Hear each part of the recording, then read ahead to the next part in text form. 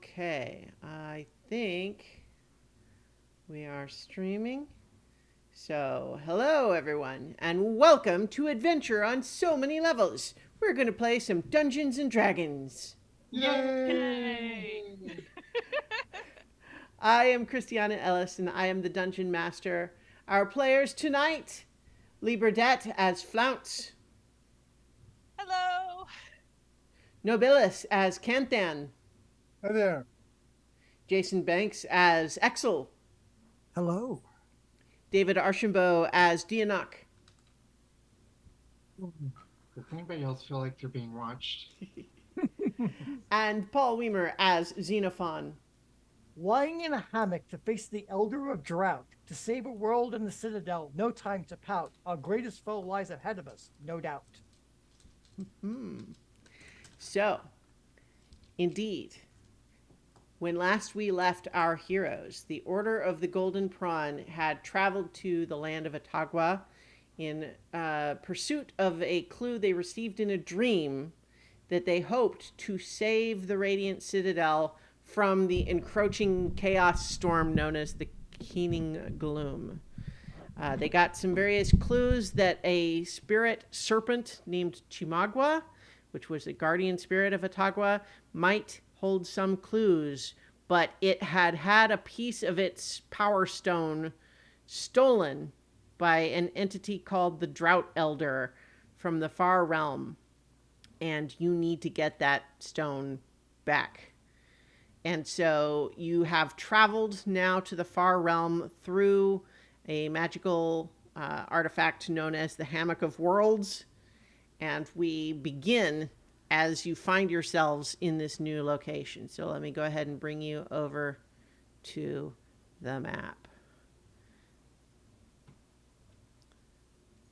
And so as you step through you fall through this portal, each of you have the feeling of jolting awake from a dream, but find yourself standing. And the air here is dense and humid. It is dark, but those of you with dark vision see that slick chitinous walls rise around you, forming a space that feels like the interior of some vast insectile organ. Dozens of pale oblong masses lie piled at the room's center, and a curved passage leads out of the space. Nearby, a glowing oval portal leads back to Atagua.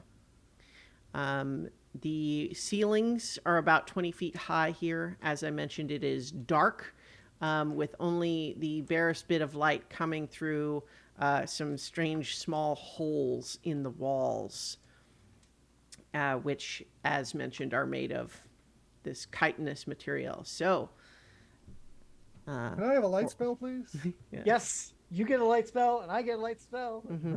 Anybody who wants a light spell can All get a right, light so spell. let me add light to Canthan and Xenophon here.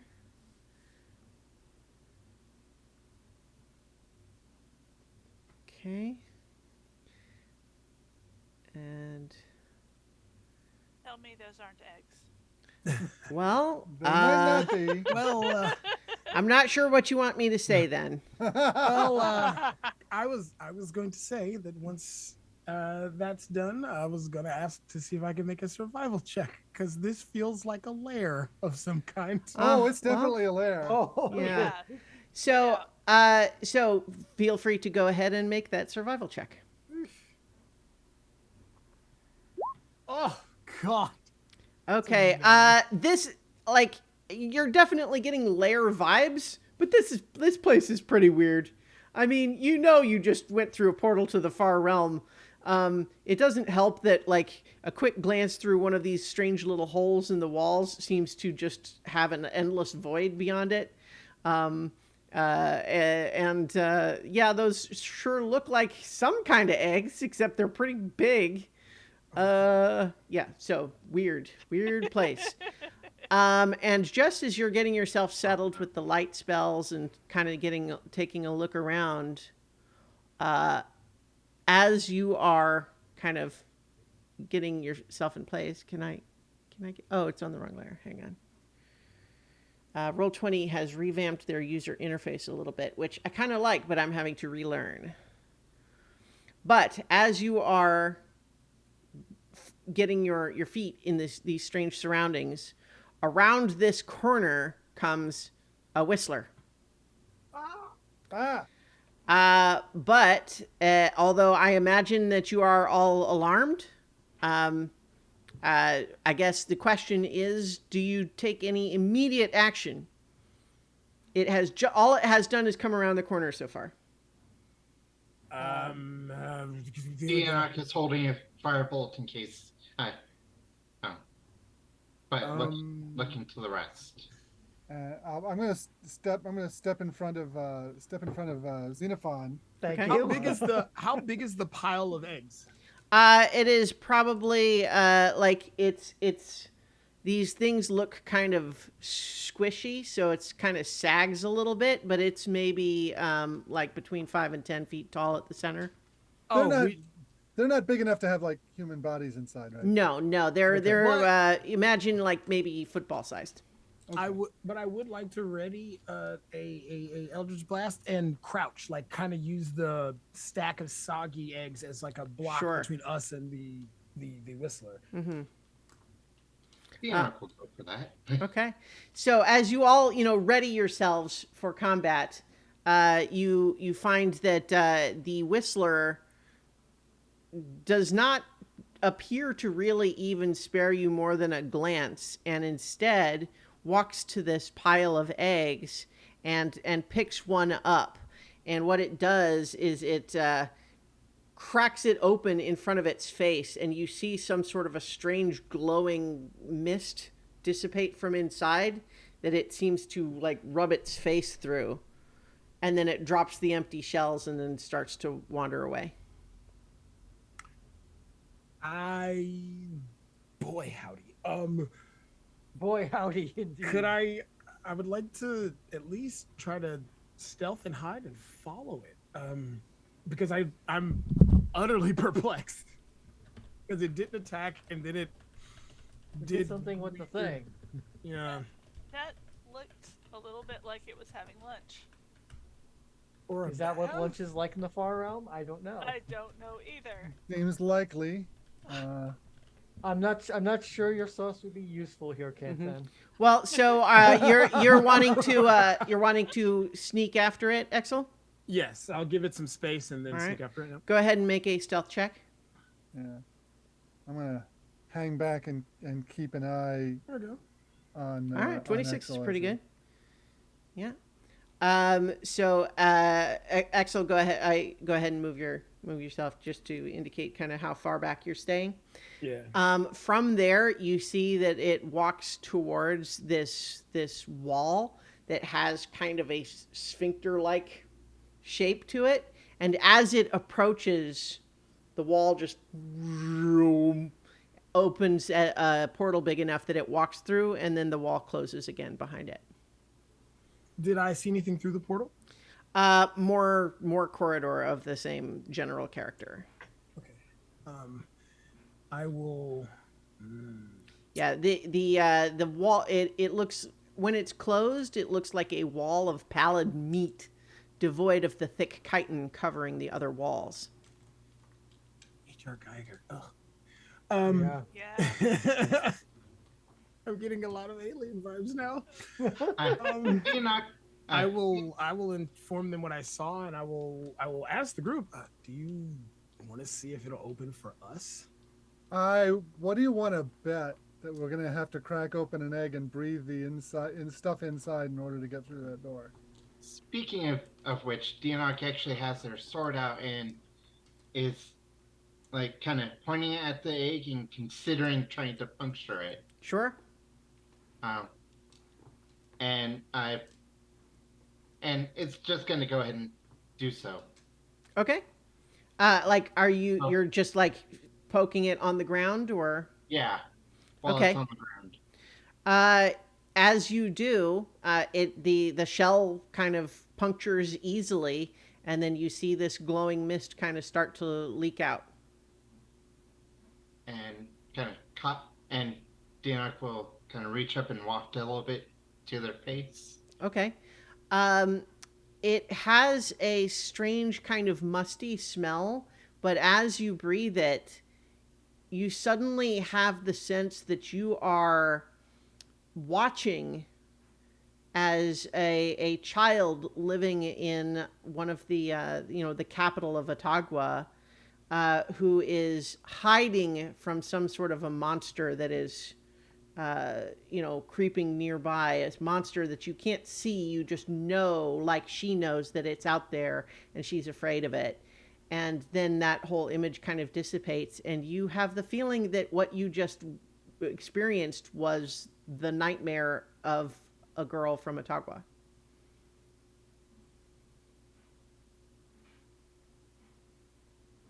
Huh. Mm. Hmm. Hmm. So maybe the gas doesn't open the wall of meat, but it's Yeah, these collected I think nightmares. It's sustenance. It is a larder. I think we should just leave these eggs alone, unless we want to try and destroy them. Well, let's I don't know what effect that might have on whoever it is on the other end of that nightmare, but yeah, let's go have a look at that. So, you all, as you're kind of moving around and starting to like to talk more, you suddenly hear kind of vibrating from all around you a deep, harsh voice speaking in an intense guttural sort of that sort of thing. Does anyone speak deep speech? I do not. Nope, Not- No. nope. I have Dwarvish and Goblin because deep speech seems like a weird I have thing to. abyssal, celestial, common, and gifts. Mm-hmm. Not doesn't work. Yeah, I've got Celestial, Common, Giant, and Sylvan. All right. Well, none of you know then precisely what it means, but both Dianok and Exel, you have a moment where, like, each of you specifically feel kind of a shooting pain in your head when you hear that voice, and it doesn't cause any damage, but you definitely just like there's a moment of ooh, kind of makes you wince.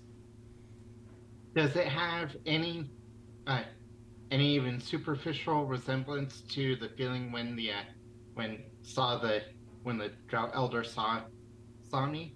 Oh yes. I guess I should be clear at least in that point for Dianok, who kind of experienced that vision before. That was the drought elder talking to you. Okay, it knows we're here, and I think it tried to talk to me.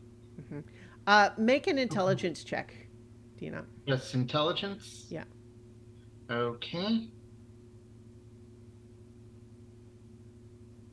23. Nice. You have a moment where some dots that had been just mysterious connections connect in a way that is a little unsettling, and as if to confirm this dawning horrible suspicion, you make your way to one of these holes in the side, and looking through, your impression is confirmed, because what you see is I'm this is the once again the artwork of the drought elder itself. You are in it. Oh. This place no. that you are in is the drought elder. Okay, well, actually, considering it can't like bite or claw us in here, so of all the places to encounter the drought elder inside it, it might be one of the better ones. I mean, Uh, Potentially, but maybe. it feels way too close to digestion. well, Yeah. I don't know if let's we can let's stomach this. uh, Oh, uh, God. Just don't Yeah. pour pour the sauce all over yourself and you won't be tasty. I think we need to move forward. We definitely do. Yeah. Because there's Oh. no way out now but in or through, Oh. I guess. No, the Yeah. portal's back there. I mean, Yeah, I mean, you could travel back through the portal to Otagua, but you haven't achieved your mission. no. Yeah. So, Christiana, mhm. can I have in the time traveling from Chimagua's lair to here have shared what the idea I had about the missing piece of the Yeah, let's sort of flash back and imagine we're having this conversation when you're on the road.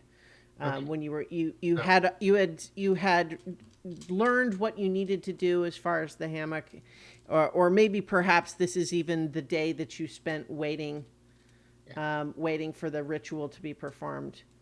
So I would have had I would have specifically tried to talk to Xenophon about it. Okay. Okay. Xenophon,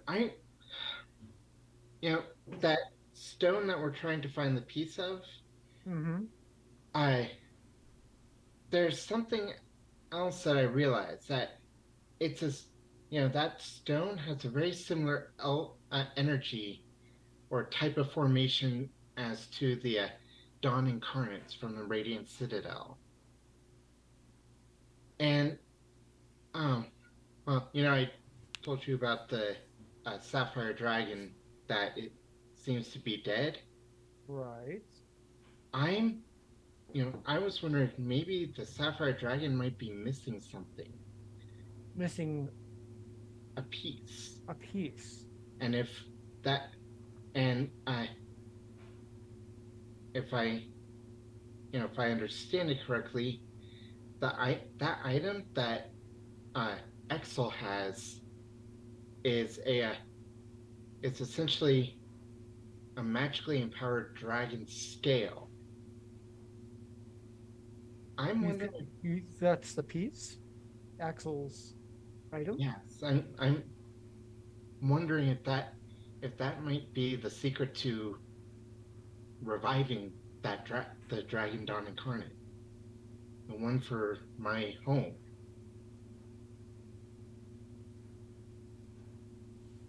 I don't know that Axel would allow you to experiment with it. He's rather attached to that. Yes, I understand.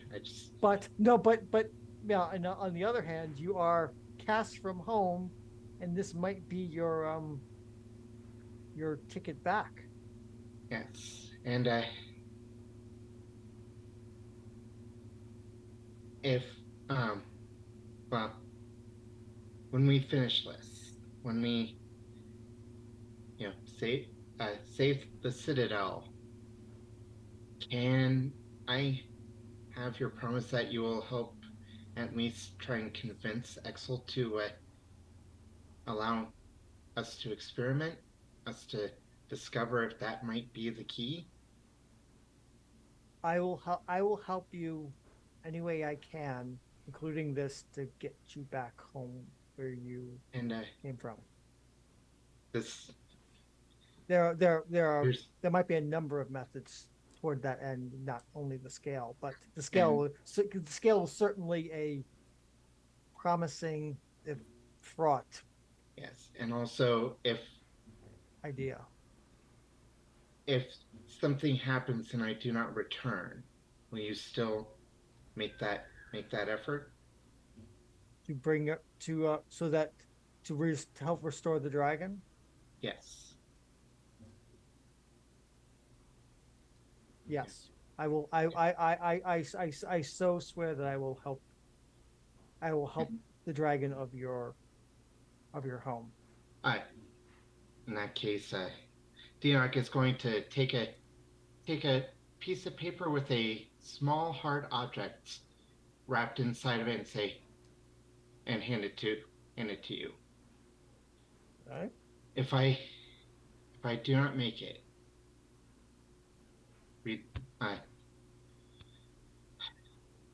bring this to my home. I shall. I bow my head very formally. Thank you. And that's what I was wanting to do. Okay. So, And flashback here. yes, we Really cut think- back to the group of you following down this cavity that you saw the whistler pass through, but you find a dead end at this strange wall of meat that opened for it and then closed again. Come on. I'll Yeah. come the whistler.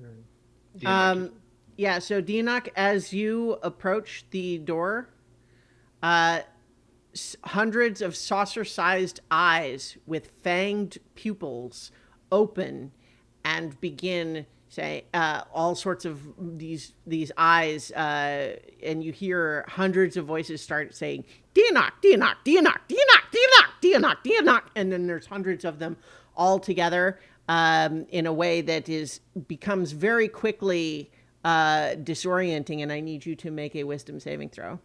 Okay. Is this a charm or a spell effect? No. Okay. I got a 10. Well, you're fortunate in the sense that at least for this particular effect, a 10 is just barely enough that you are able to kind of, I don't want to tell you how you react, but you are not compelled or forced to behave in any particular way. Okay, so the word repeats and repeats and repeats, and Dianok just raise their hand and says, "Open." And just, Do we have two people on the same square or something? I lost Canthan's token, it looks like. Yeah, Canthan is and Exel are on top. Ah, there we go. Okay. So you say open. Yes. It does not. The voices, the eyes blink at you, and the voices continue to speak. Dianok, Dianok, Dianok, Dianok, Dianok. Dianok would like to try and repeat the sounds that they heard from the Drought Elder. Okay. One moment. Everyone else who has approached within 20 feet also needs to make the wisdom save. Okay. So that's everyone. Yeah. Oh, yeah. I'm not good at these at all. I remember that I think you all have a bonus due to Exel's thing. Oh, wait. No, that's for being frightened. Never mind. Yeah, it's fear. Oh no. Yeah. Oh, I made the. I got a 3. oh no. Mm-hmm. Oh, flounce. I got a 27. It's like, what are Okay. you guys worried about? So it looks like only Flounce fails. And I think that, Flounce, what happens to you is all of these voices, in addition to just being kind of frustrating and, disturbing, start creating like this just resonance in your mind that just fills you with this kind of sense of panic. And I need you to roll a d8 for me. Okay. 8. Okay. Make an attack roll. Oh no. And with a weapon with reach. Oh no. Yeah. The glaive. I don't have my sunblade active, so I've got the glaive, Mm-hmm. Well, that's actually better. Yeah. which is a 23 to hit. A 23 hits you, I think, doesn't it, Xenophon? Yeah, of course it does. I'm the squishy bird. Mm-hmm. How much damage do you do to me? 6 minimum damage. Yeah. Ow. All right. So, everyone, that just happened. Tell me what you're doing about it. Actually, is it something that Dianok would have noticed happening? I mean, how would you have? Okay. I'm way in the back. I Yeah. would Yeah. have been. Plus, this all happened just as everyone was coming up to the door. So, Okay. yeah. I would imagine as you all turned to look, you would see just this sort of frenzy of panic on Flounce's face. It's I think we need to move her away from the door. And do you have any skills in removing unwanted influence, Xenophon? Maybe a restoration. Um, that might. Okay, so yeah, I'm gonna give it a shot. So I'm going to move. Um, I'm gonna move to Flounce and try to cast lesser restoration on her. Okay. Um,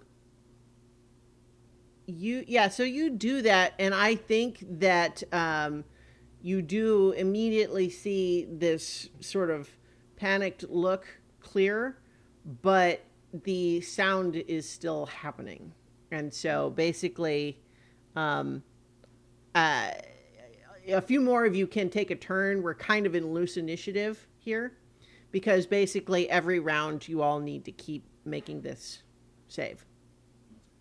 As long as it's within 20 feet, I guess. I'm gonna try to touch the door. I'm gonna back up a little bit Yeah, more. I'm gonna so back that, up too. Yeah, let's get Yeah, out of we're the ones. range. We're the ones with with reach weapons. Okay. You don't want us in I mean, reach. this is not affecting me really strongly, but I'm Yeah.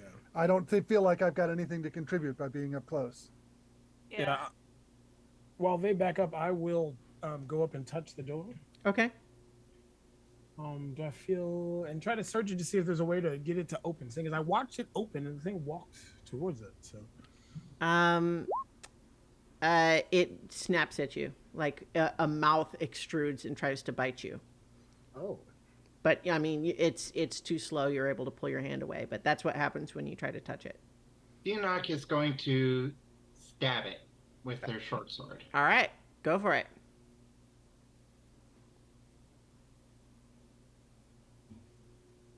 $16. That hits. It's a wall. Okay. Damn it. Roll damage. Yes. Okay. 7. Okay. Yeah. It takes 7 damage, and I'm going to go ahead and say let's officially go into initiative here. Okay. Okay. Well, I think I did something. have to fight a door. All right. I distinctly remember having a rogue character in one of my earliest campaigns of D&D who, for some reason, was terrible at picking locks or detecting traps, and they would always go off. And it got to the point where he literally was afraid of doors. Oh, that's awesome. I feel like Vox Machina would have. Yeah, I would understand. Mm-hmm. Okay. So, let's see. You're Founce. You're going to have a higher dex than this thing. I have a 0 dex. It has a negative. Okay. Yeah. Okay. We still need. Oh, Dina. Yeah. Initiative. Yep. 1 second. There we go. All right. So, Exel, you're up. Dianok has just stabbed the door, and it snarls, and the voices start. They keep chattering. Dianok, and so you need to make a wisdom saving throw.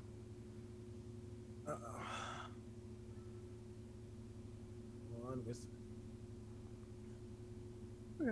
Okay, that is sufficient that you are able to act normally. What do you do? Yeah. Yeah, you know what? Just Eldritch blast the door, I guess. The wall door thing with a mouth. Mm-hmm. Slightly odd. Yeah. Yeah. So go ahead and roll. 25. Mm-hmm. Ooh, nat 1. Yeah, so that one will miss.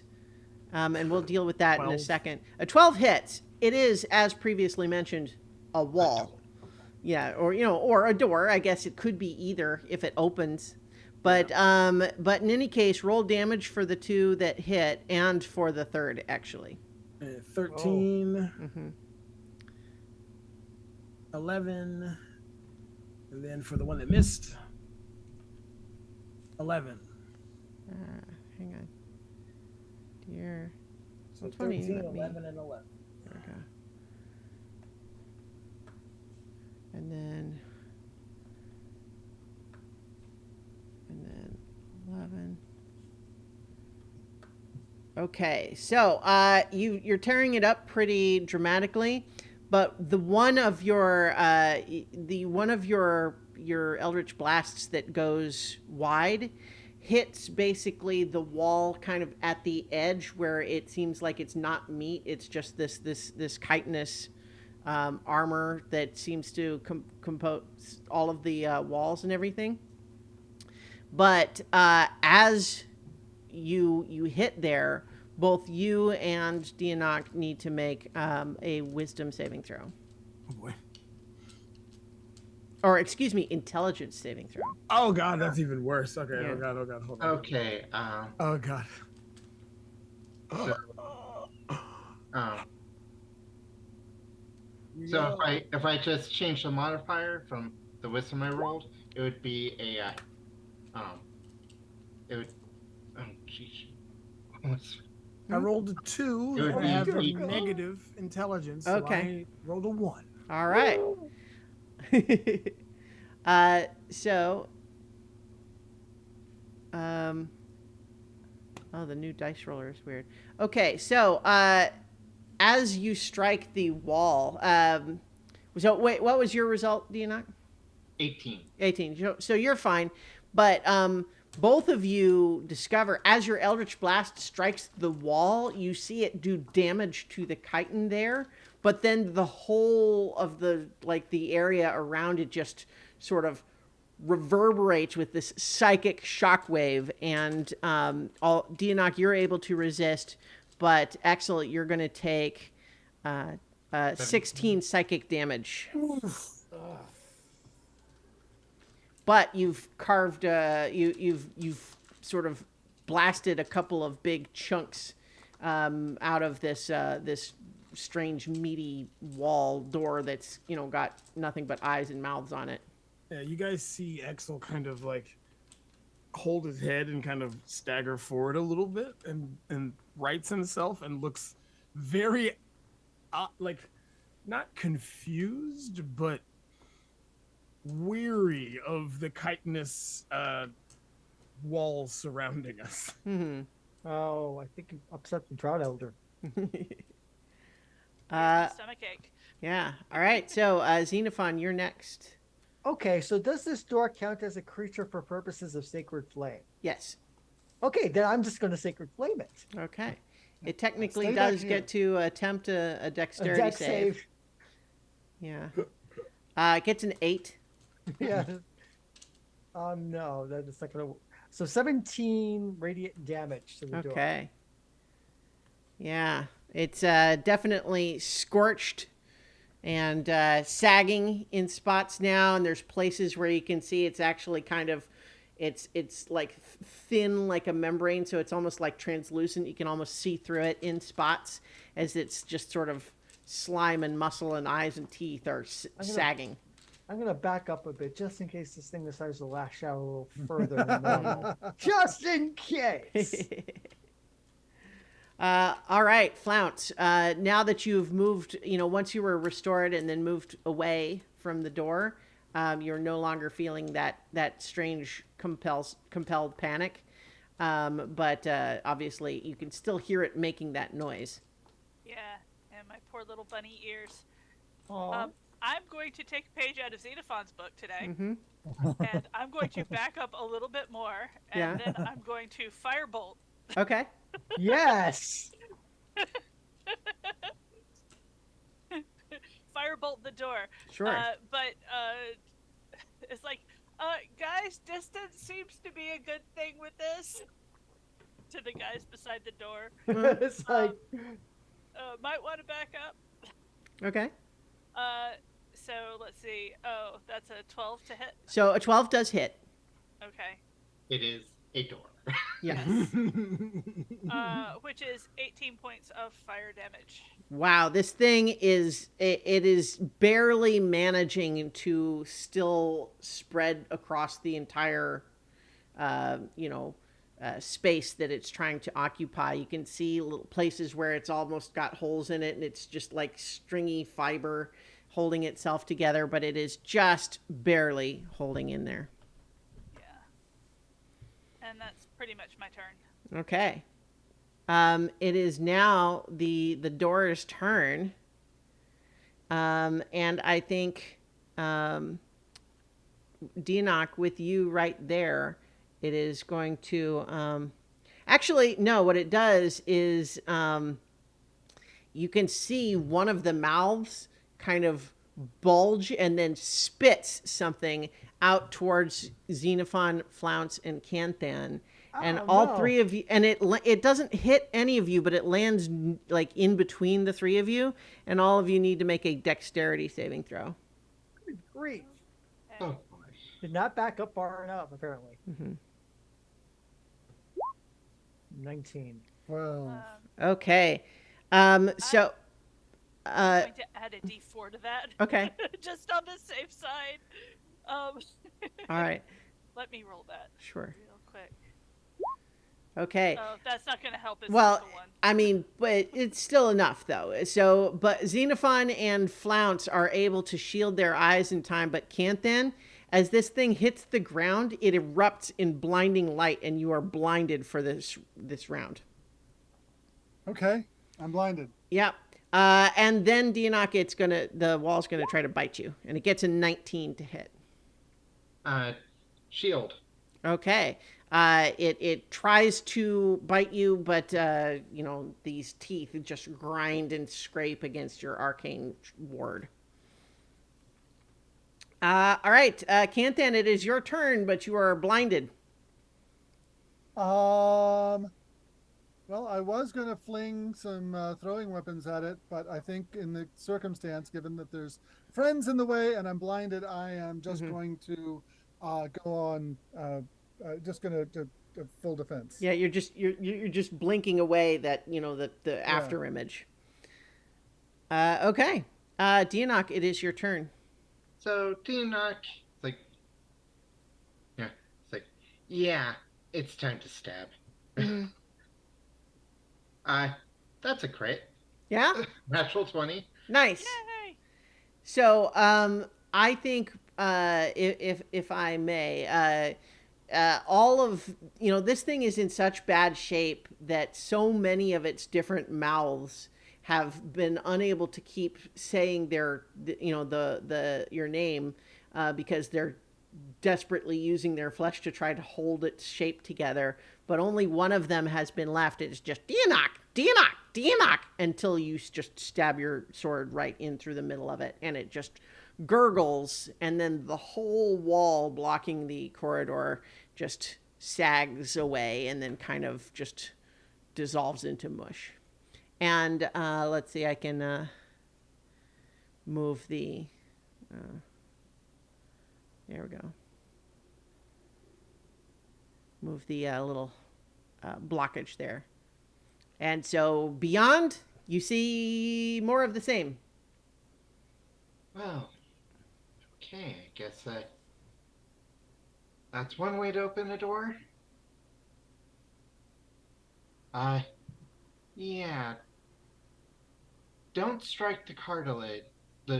Don't strike the shell part if that isn't obvious now. Do those medicine packs come with Advil? Hashtag non-spawn.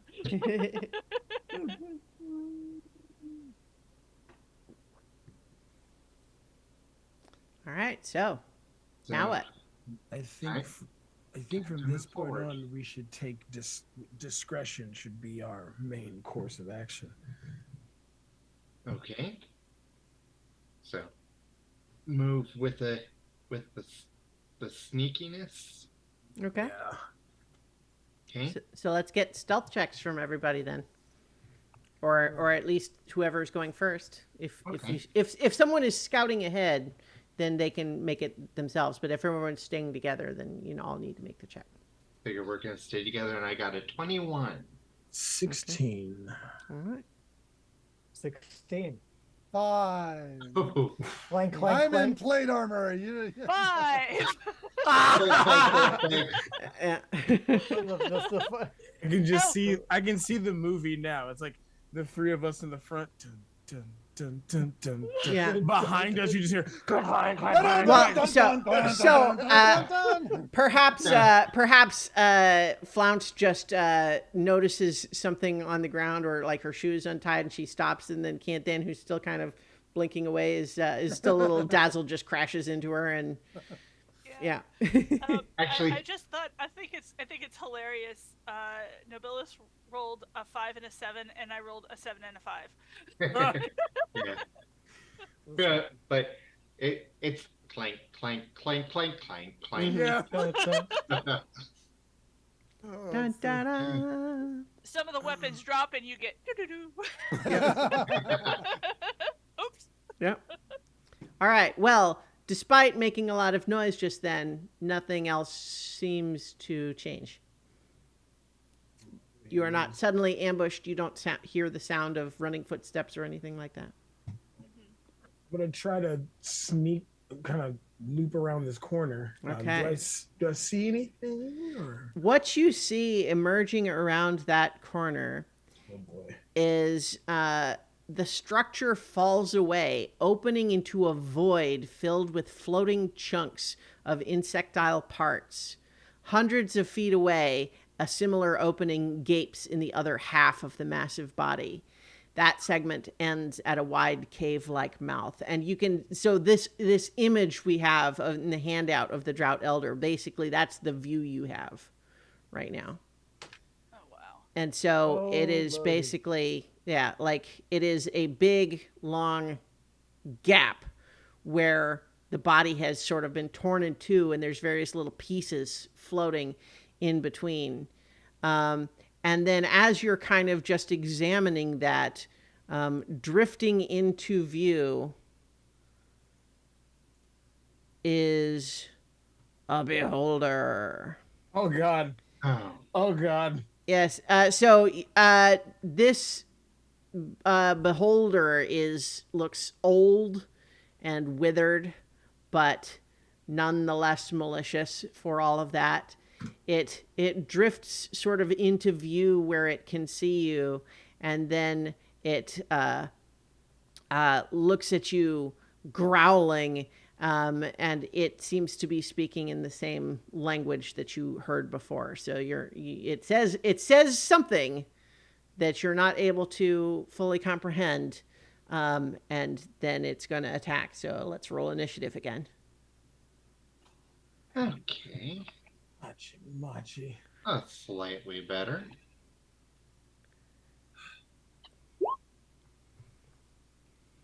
$21.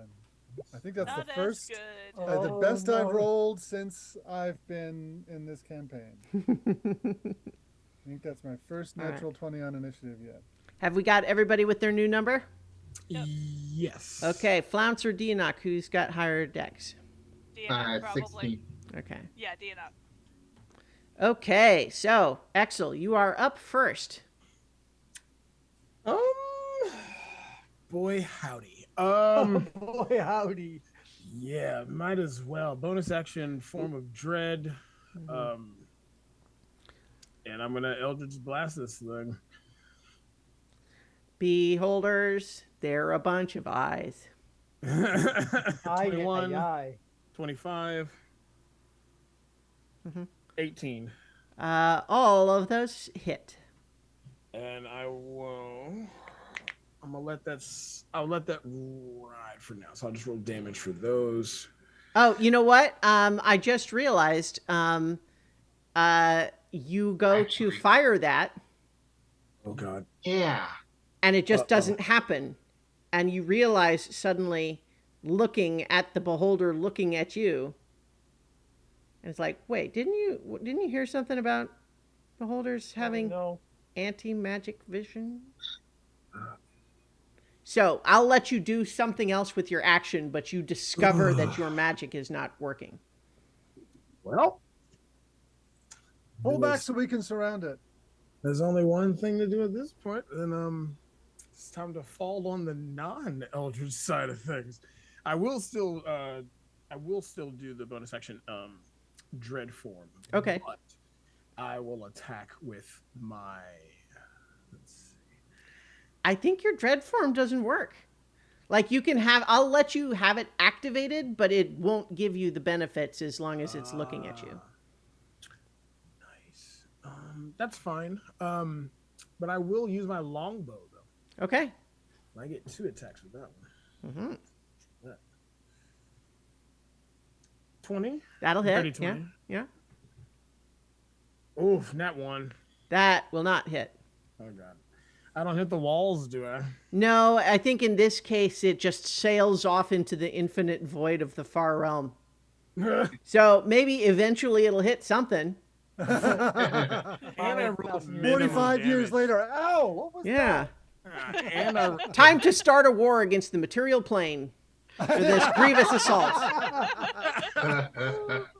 I rolled minimum damage, so he takes 4 damage. But hopefully, I hit that eye that's looking at me. I think I think you chipped one of his teeth just a little bit.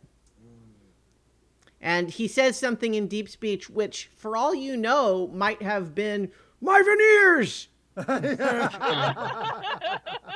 I will say in abyssal, there's more where that's coming from. I look back at the group. I do the pew pew. Yeah. Okay, Canthan, you're next. I am going to grab Dianok and drag him out of line of sight. Okay. Say, pull back. We can surround it if we can get it into these tunnels. So I'm going to come around the corner here and pull Dianok with me. How's that? Okay. And I only pulled. Actually, you know what? I'm going to reach past him and pull Xenophon. Okay. He's the squishiest. I'm the squishiest. Okay. I'm the fluffy butter of this group. I can't grab. Oh, Dianok's token, but okay. I can So keep you're going. grabbing Xenophon instead of Dianok. Yeah. Okay. Okay. All right. Great. It is now the Beholder's turn, whose name is Osk. Not that you asked. Rude. Is going to hover. It just didn't even try and tell if we could understand it. It's talking to you. You're just ignorant of proper languages, apparently. Yeah. So let's see. I'm going to roll 3d10s. Oh boy. Okay. So, first, one of its eyes kind of sends its direction directly at you, Dianok, and I need you to make a Constitution saving throw. Now, is it averting its anti-magic eye while it does this? It doesn't have to. Its own eye rays are not affected by its anti-magic. Oh, okay. Oh, that's a 7. Mm-hmm. Oh, know what? You're absolutely right. Actually, it says the area works against the Beholder's own eye rays. You're right.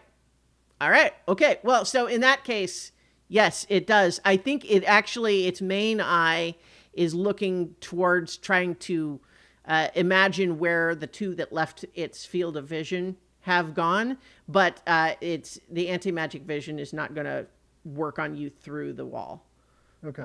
But that's why it has looked away. And so, what was your Constitution saving throw, Dianok? 7.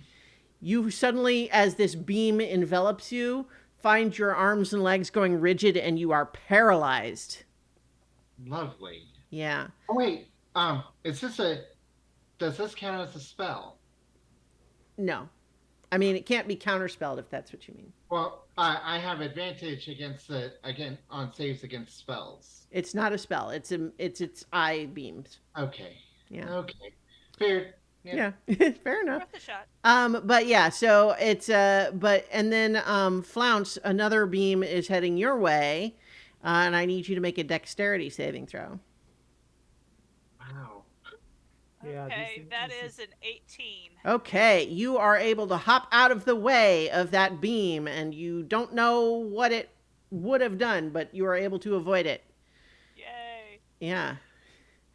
Exel, you need to make a wisdom saving throw.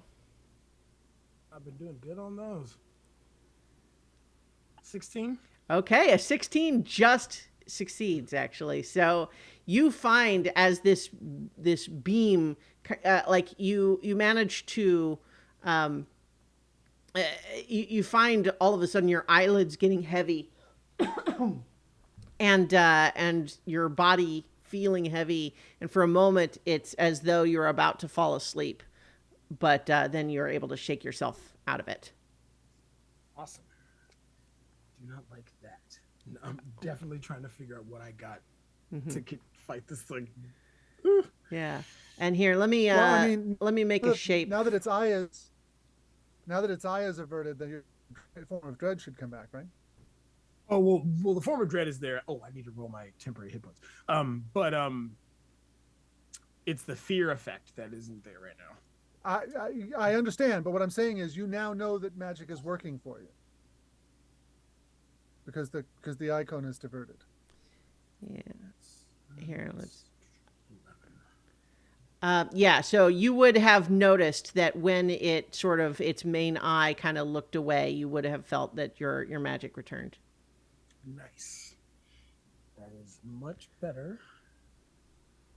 So I've added this little triangle to kind of reflect of where its eye currently is looking.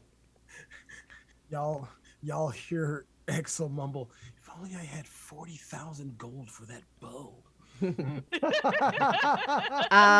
Yeah. You know what though? I think it can. Penetrate the wall. Well, no. What I was going to say is, it's a free action that it can. No, oh no, never mind. At the start of each of its turns, it decides which way the cone faces and whether it's active or not. So yeah, so it is active, but it's just going in this direction at the moment. So Dianok, that makes it your turn. So I'm paralyzed. So I can't cast any spells or anything. So the cone is away. Yes, you can repeat the saving throw at the end of your turn. Okay.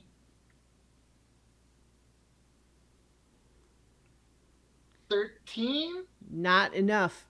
So all of you can see, I think, that Dianok is just suddenly like can't seem to move. All right, Flounce. All right, well, I was going to do a thing, but now I'm going to do a different thing. I'm going to pick up Dianok and follow Canthan. All right. Thank you. I can't resist. So,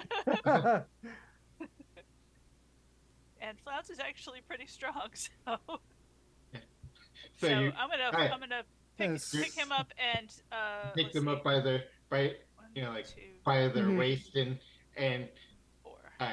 Theonok is just frozen there Yeah. in stance. Like, Ooh. Yeah. Yeah. Okay. Ooh.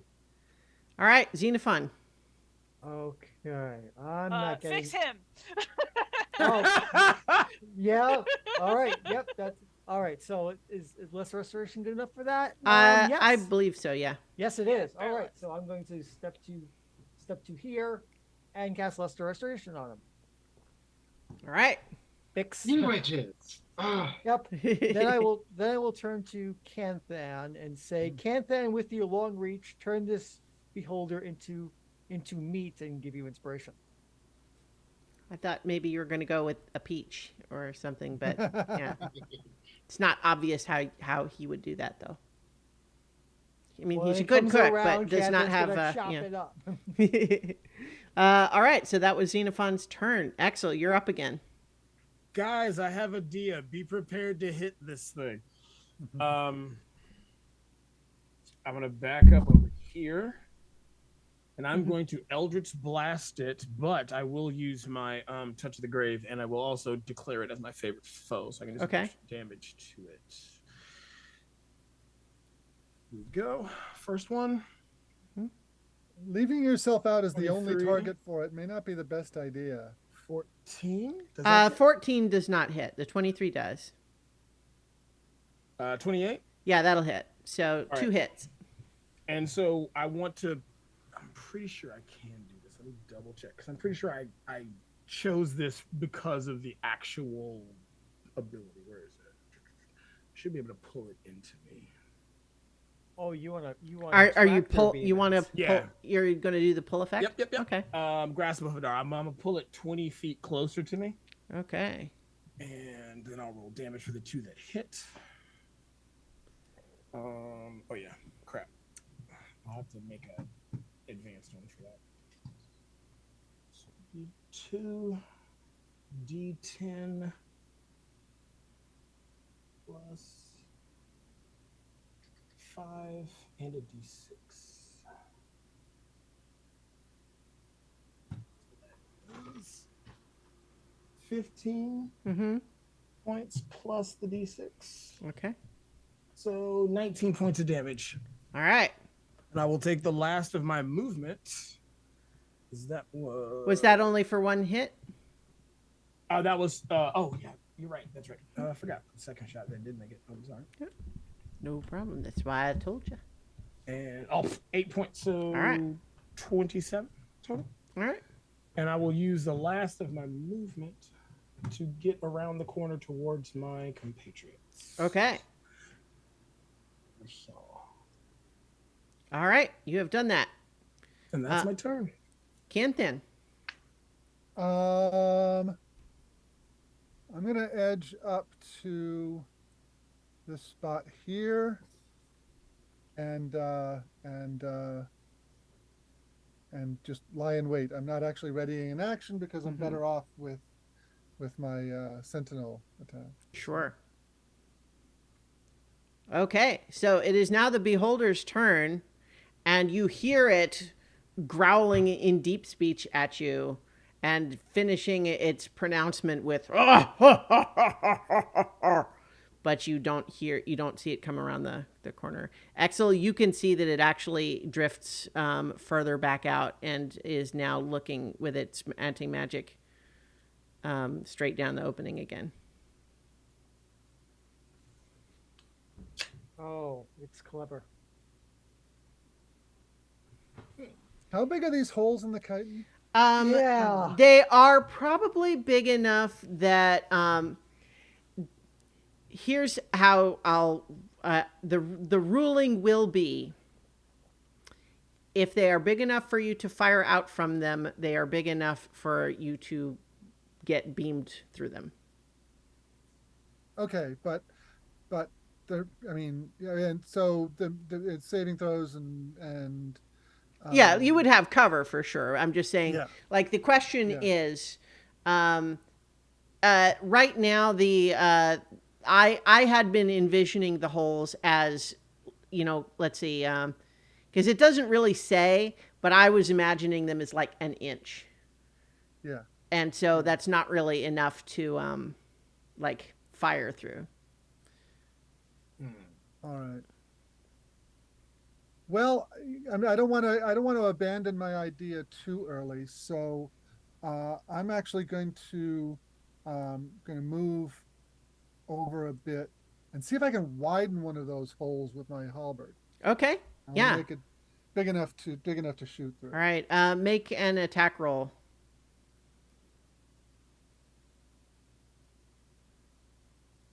And damage. Yeah.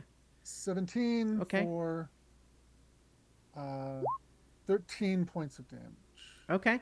And make an intelligence saving throw. 17. That is a failure, and you take 15 points of psychic damage as you try to widen this hole. You do manage to widen it a little bit, but then it just like it yells at your brain. All right, that's a bad idea. Oh,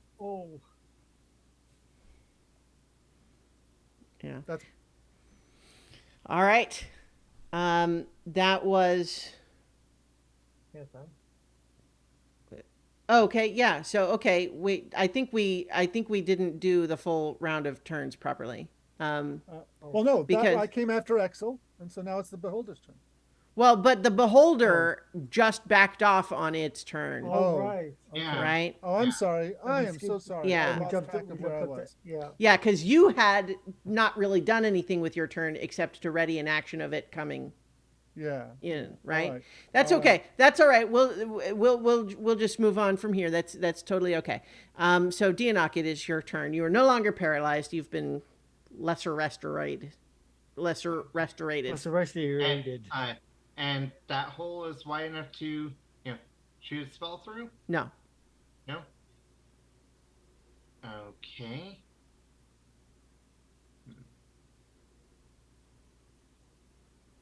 Well, Dianok is going to go 1, 2, 3. Mm-hmm. And actually, let me. You definitely feel yourself enter the anti-magic field. Yep. And that's. I want to make sure distance. Okay, so. You're not playing Judas Goat, are you, Dianok? Nope. We go 1. What? Gone from here to here. And pull out my sling. Fire. Spin up. Fire a sling bullet at it. All right. 21 That'll hit. for 5 damage. Okay. Bonk. And then I go back here. Okay. You see, I'm not being completely stupid. Yeah. Okay. Flounce. Hey, I am going to look at Dianok and say, that is a great idea. And I'm going to boogie out to here Mm-hmm. and try and shoot it with my heavy crossbow, Okay. which is a 23 to hit Hit. for 5 points of damage, Okay. and then boogie back. You Mhm. people with your fancy missile weapons. Always have a missile weapon. That's Mhm. I do. I have these, but they don't work so well in this particular situation. Yeah. Yeah. Right. All right. Xenophon. All right, I can even play that game. 5, 10, 15. Actually, no, I can't see it from here. I can't actually do this with that and get back in safety. Crap. All right. Yeah, Right. I mean, you can. There's plenty of other things you can do. Oh. Support-wise. Yeah. Oh, I can. Oh, I. Wait a minute. I can see through the hole. Correct. This hole Well- here, right? What? I can see through that. I could theoretically see through that hole. I'm ruling no, not really. No. Okay. Not right. Okay. So I can't see it all. Just So I can't because see- mechanically I can't figure out how to make it work with various things that it would need to work with. Okay. So no. Then. All right. So. All right. So then I. So it's the thing. It would be like trying to look through a keyhole. Is the issue? Is that you Okay, can okay. only see such a narrow field of vision that it's not practical to fire a spell through it. All right. Let me just continue to buff people then. Okay. I will give inspiration to. Who's next? I'll give inspiration to Dianok. I don't give that much inspiration to Dianok. Dianok, with your sling bullets, give this beholder an extra mullet. So you get inspiration. Okay. I'm just gonna remain where I am for the moment. It can't do anything to me unless it moves, Mhm. and I will react to it. So that is where I will stay. Alright. I don't have any other buffing spells. That's my problem. I'm Mm. not really a buffing bard. Yeah. Okay, so that's it. Okay, Exel, it's your turn.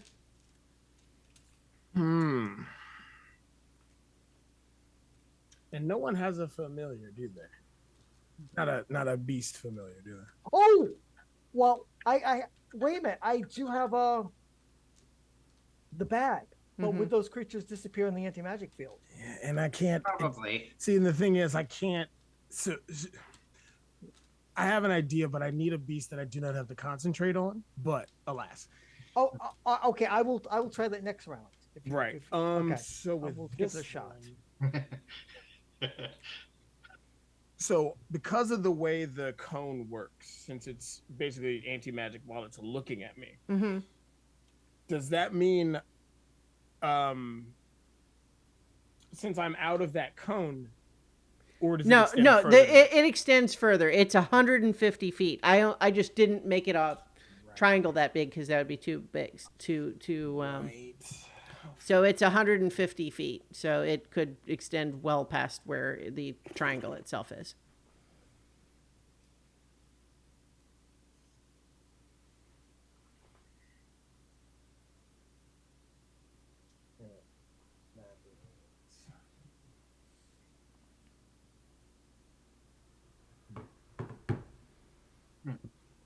Oh, guys, Got an idea?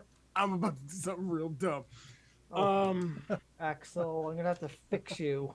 Hey, if it all goes well, I'll still be alive. If it don't, oh well. Nice. So, let's see here. If I move, so my total movement is 30 feet. So I'm moving from maximum 30 feet. Nice.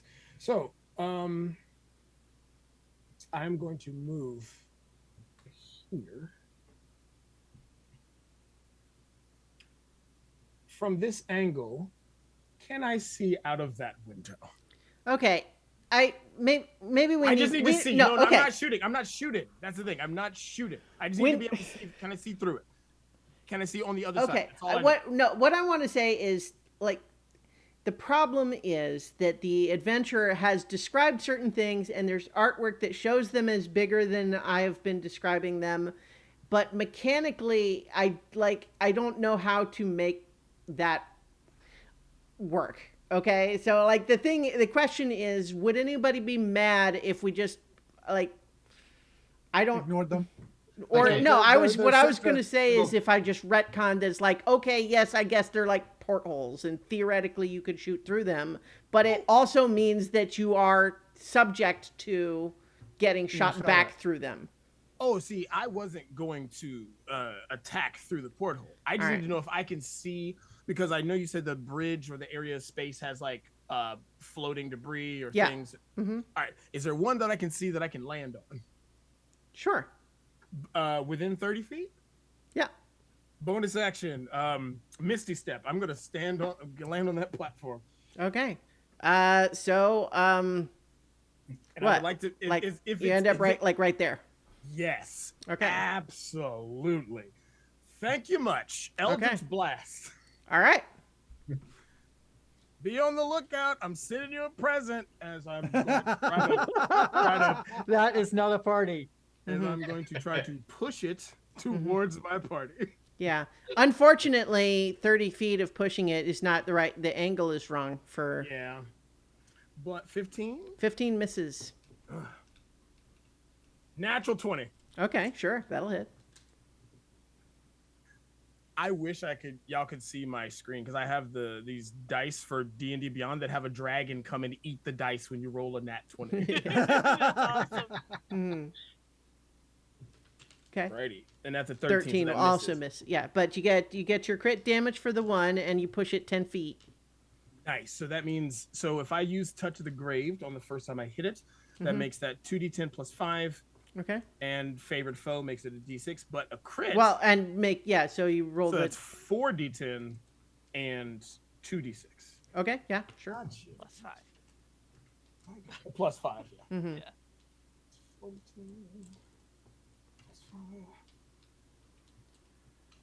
30 points plus Okay. 2d6.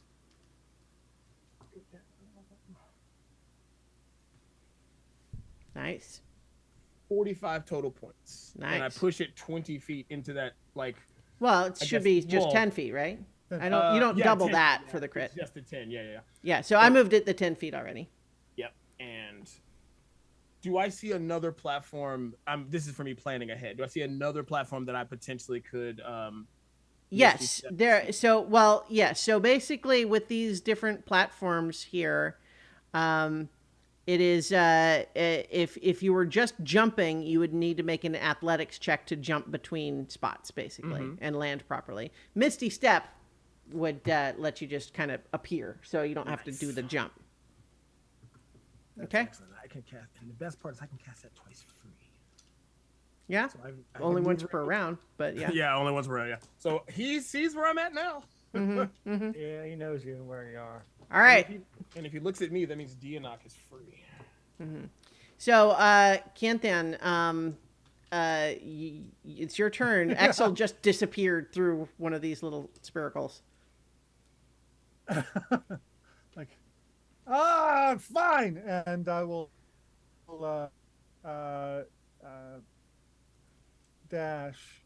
Let's see, 10, 15, 25, 30, 10, 20, and then I will leap.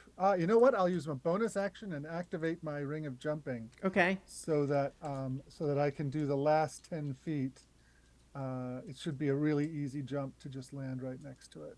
Okay. Wait, that is is that still a- going to be athletics check. Okay.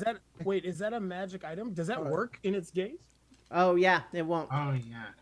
Oh, yeah. You can still dash and then make the check. I was going to say you could make the check with advantage because of the jump, but the ring. But you're right that it wouldn't work. 17. Okay, Athletics so is not that's a generally success. problem for me. That's a success. So the thing kind of bounces and sags in this weird gravitational field as you land on it, but it holds Okay. and doesn't drop you into the infinite void. All right. You know what? Action surge. All right.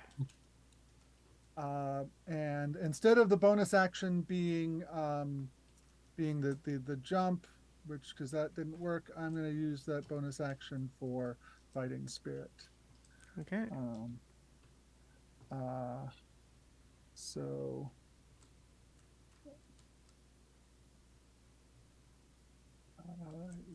get to that.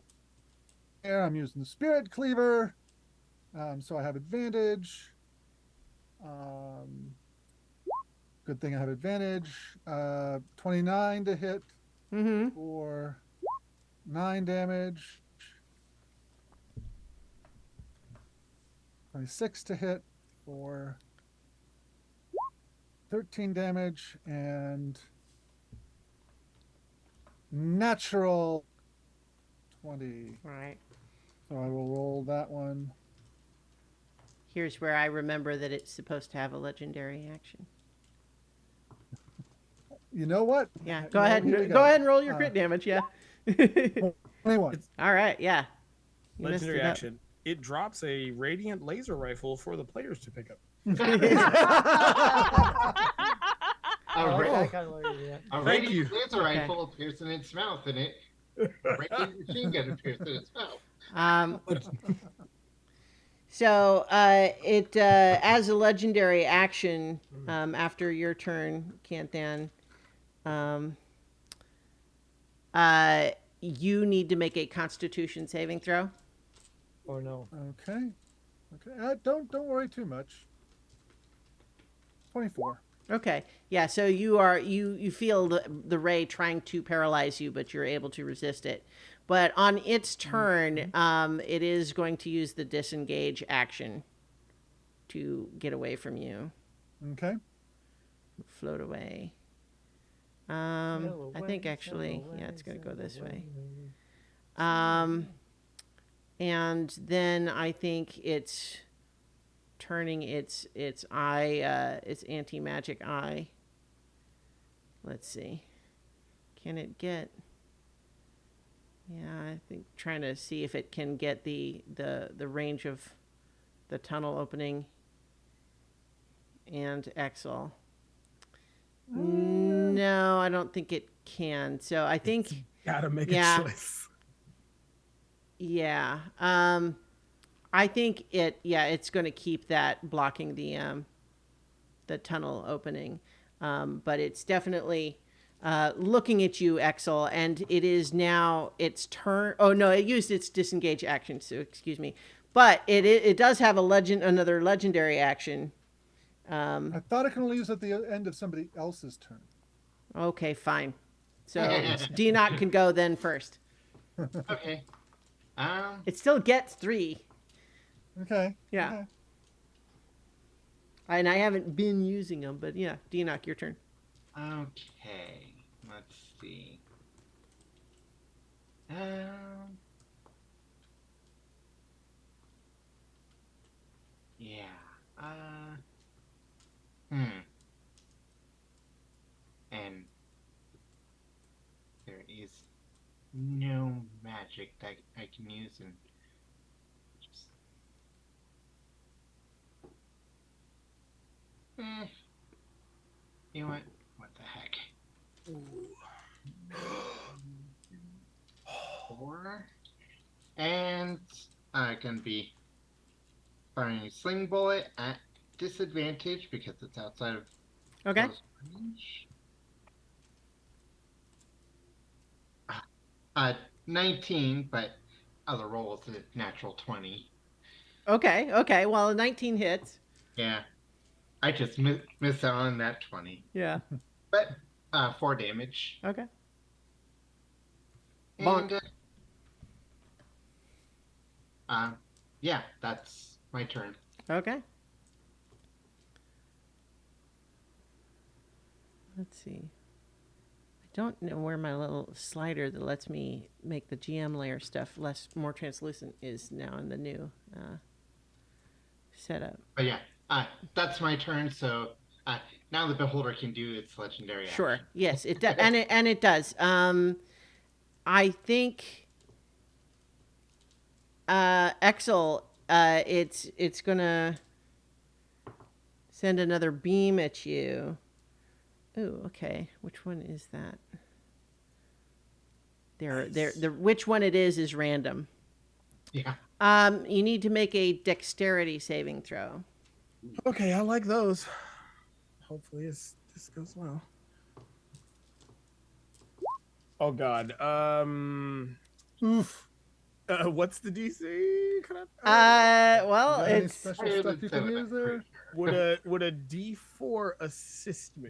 not enough. I mean, you could do it, but it wouldn't. It wouldn't get make you it there. wouldn't No. make success. No. Do I have anything else that I can do? I don't think I can. So yeah. Mm-hmm. So you watch as one of its eye rays just goes, and you can watch little pieces of the debris floating just evaporate under this thing's gaze as it turns it towards no, you. it's disintegrate ray. Oh shit. That's gonna hurt. Wait, let me make sure I got the number of dice right here. Yeah. Mm-hmm. Cleric. Oh wait. I'm the cleric. Yeah, that's going to be 50 Whoa. force damage for you there, Axel. Oh wow. I'm a tough bunny. I got this. I So- got this. So that happens, and it says something else in deep speech, but then there's it very consciously says something that it seems to have deliberately used a word in common in the middle of whatever else it's saying, and that word to you is traitor. Raider. That is Yeah. an interesting word.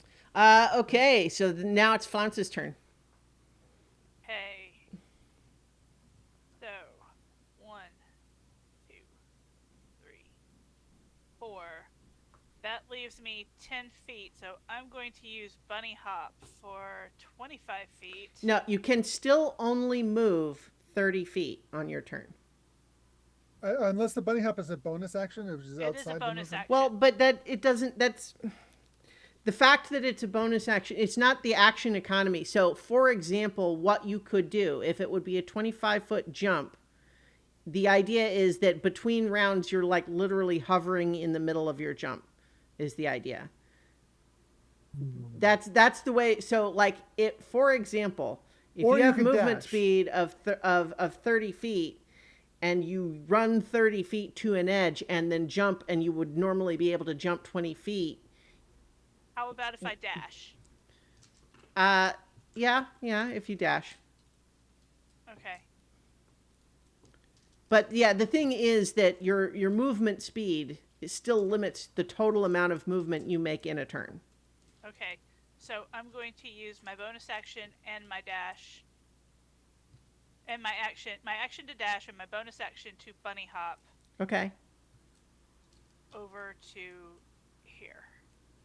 All right. Make an athletics check with advantage because you're using your hop to aid you.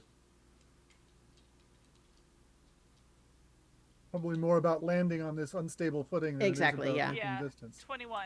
Yeah, that's a success. So yeah, you land on the debris and it sort of, bounces and wobbles under you, but Okay. you keep your feet. Where's my action surge? Our I'm spiders also are. yeah. I'm actually gonna I'm gonna use my actions. No, that's a bonus action. Never mind. No, it's not. You just get it. Okay. But you if you're going to use it to dash, or you're going to use it to attack from where you are. I'm gonna use it to attack from where I am. Okay. Okay. Action surge. One additional action. Yep, there it is. And just fire my crossbow at it. Okay. Oh, so close. So 19 to hit. A 19 does hit. Okay. For a grand total of 4. All right. I don't know why that rolled twice, but It, okay. keeps trying, it's trying It to give did you the guys giant's might. might, yeah. Oh, okay. Never Yeah. mind. All right. It's a grand total of 4. It's looking pretty beat up at this point for sure. But it's still snarling at you in deep speech, and its eyes sort of rolling around. And it's got another legendary action. It's third for the round that it's going to use. And let's see, which one is that? That is another beam coming at you, Axel. That's a wisdom saving throw, but this is it's for being frightened. So I think you might I have am advantage, immune. or if you're I'm immune. immune. So the beam hits you, and you feel your own powers, your own eldritch powers, shielding you from the I am effect. so thankful this has happened because I have something that's going to happen on my next turn. All right. Okay, so that makes it Xenophon's turn. I'm feeling a little left out. The squishy bard has been left behind by everyone jumping onto rocks and things. Mm-hmm. What is with that? Not entirely. No, you're ready to go catapulting. Anyway, so let's get the squishy bard into the fray and make it. Okay, so 5, 10, 15, 20. I can. Okay, so then I'm going to do something I haven't done since first level and shoot a crossbow at it. All right. Or try to, anyway. Let's give it a shot. Are you in standard range? 50 feet away? I think it might be. I just don't remember what it is for crossbow. Yes, it's 80. So Great. okay, so that is a 21. That'll hit. 6 damage. Plink, plink, plink. But every Plink. little bit helps. Right, and then I move 20 feet. Then I'm going to move 10. Then I will look at Flounce. I will inspire. No. You know who's getting attacked by stuff and needs to make saving throws is Axel. Axel, yeah. I'm going to Axel. inspire Axel. All right. Yep. Bunny being shot by the beholder. Stand strong, and you'll live older. Okay. Then my 10 last T, I will get back around the corner because I am the squishy bard. All right. So I think that's not quite far enough to be behind the corner, but you do what you can. I do You're what also I in can. you're also in the anti-magic cone, which is turning out to be one of the safer places. Yeah. Yeah. Because it's got sure footing. hmm There's cover. Yeah. So Axel, it is your turn.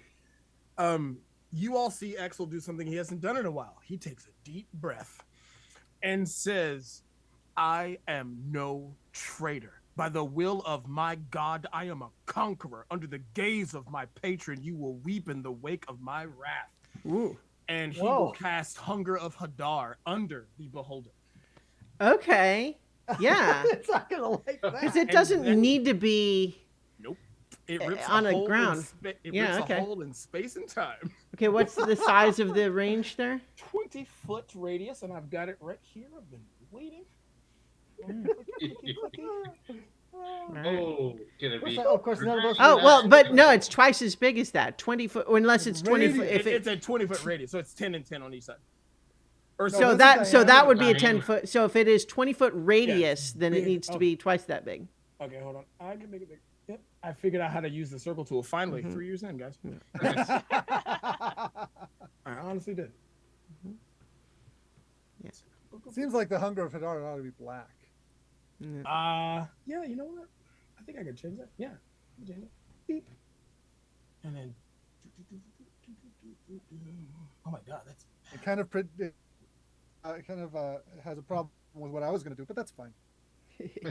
but it's fine. If actually since it's much bigger than I thought, then I will oh, you're not in it. So yeah, there we go. Yeah, no, I'm not in it. Yeah, just don't worry.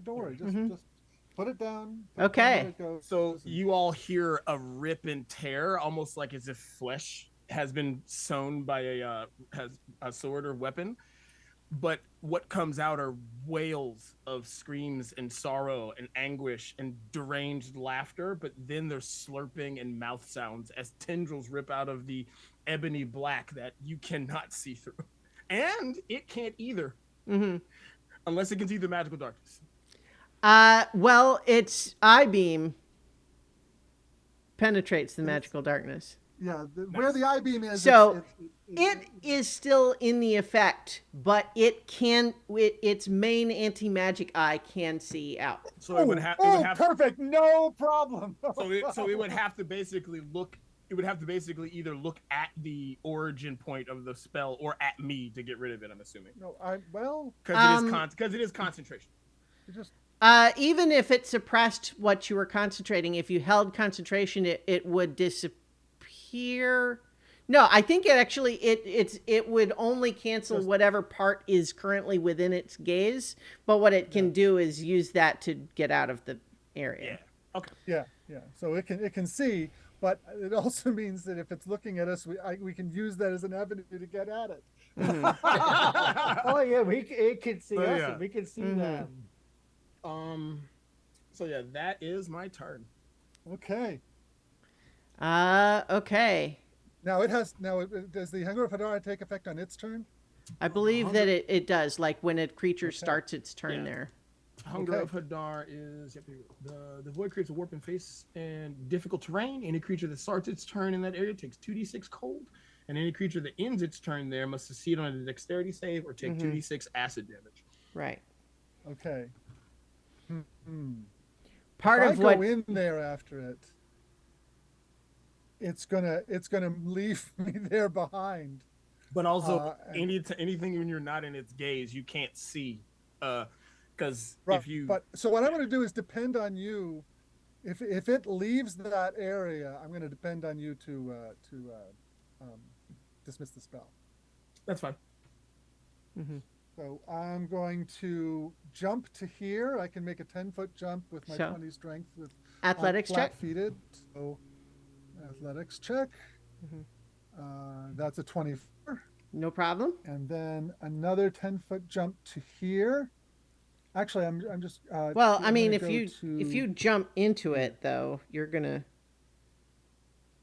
If you end your turn Jump in the into what? area, you're going to take acid damage. Yeah, that's right. except that it's suppressed in that area. Oh, because of the you're item. right. Yeah. Okay. Oh, that's yeah. right, because of the gaze. Smart. Yeah. Ooh. So I'm just there's a welcome mat let out for me here. Yeah. So You have jumped into the Pac-Man wedge.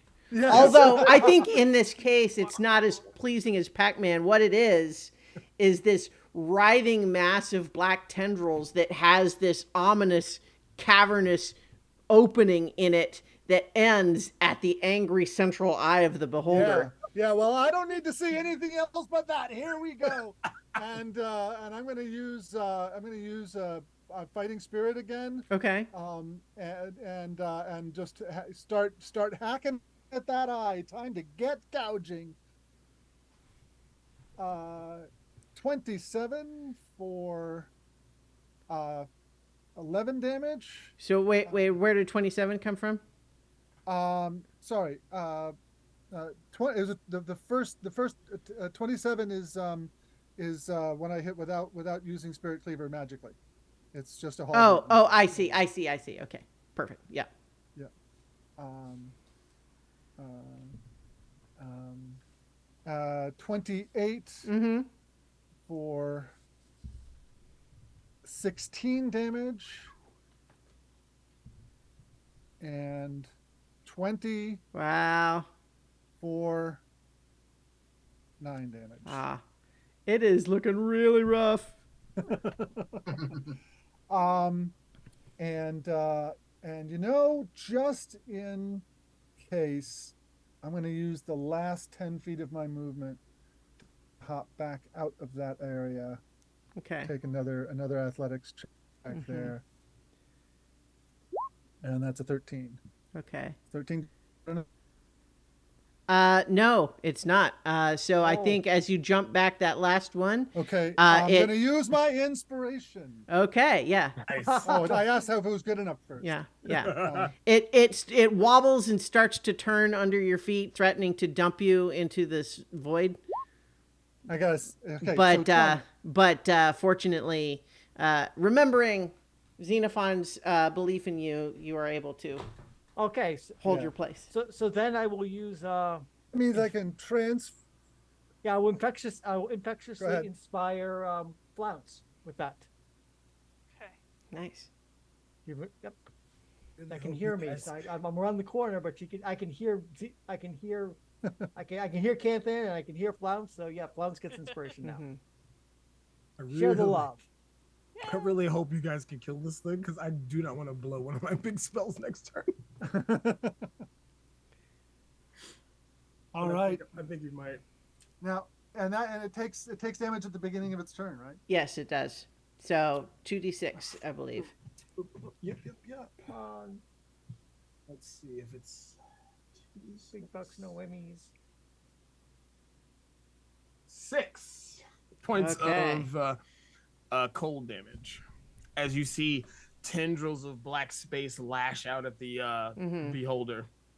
Yeah. So, what you saw when you got that close, Canthan, is that this thing is,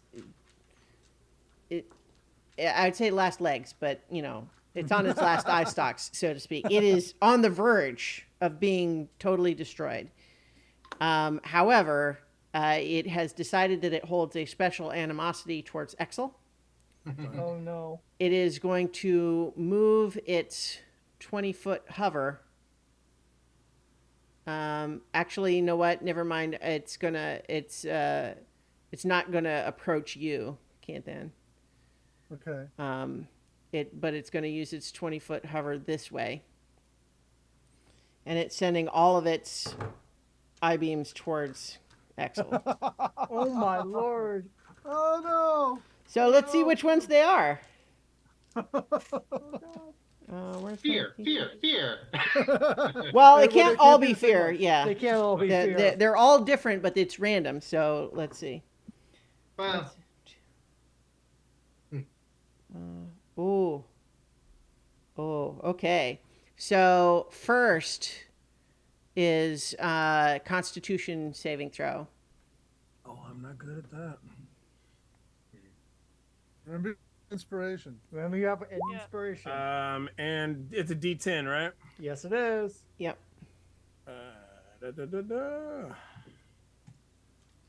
Come on. That makes it a 15. Not enough. Ugh. So you do get to keep it, I guess, because it Yeah. wasn't enough. Correct. However, what happens when you fail that one is that you are paralyzed. Okay. oh no. That's going to make your dexterity saves. Uh-huh. I can still think. So I can Yeah. hold the And then the next one. Let's see. The next one is the telekinetic ray, and normally you would make a strength saving throw, but I feel like if you're paralyzed, Yeah. I mean, Yeah. I feel like if you're paralyzed, I don't see how you would be able to do that. I mean, it's you telekinetic. automatically fail strength and dexterity saving Yeah, throw. yeah, yeah. Mhm. Yep. Yeah.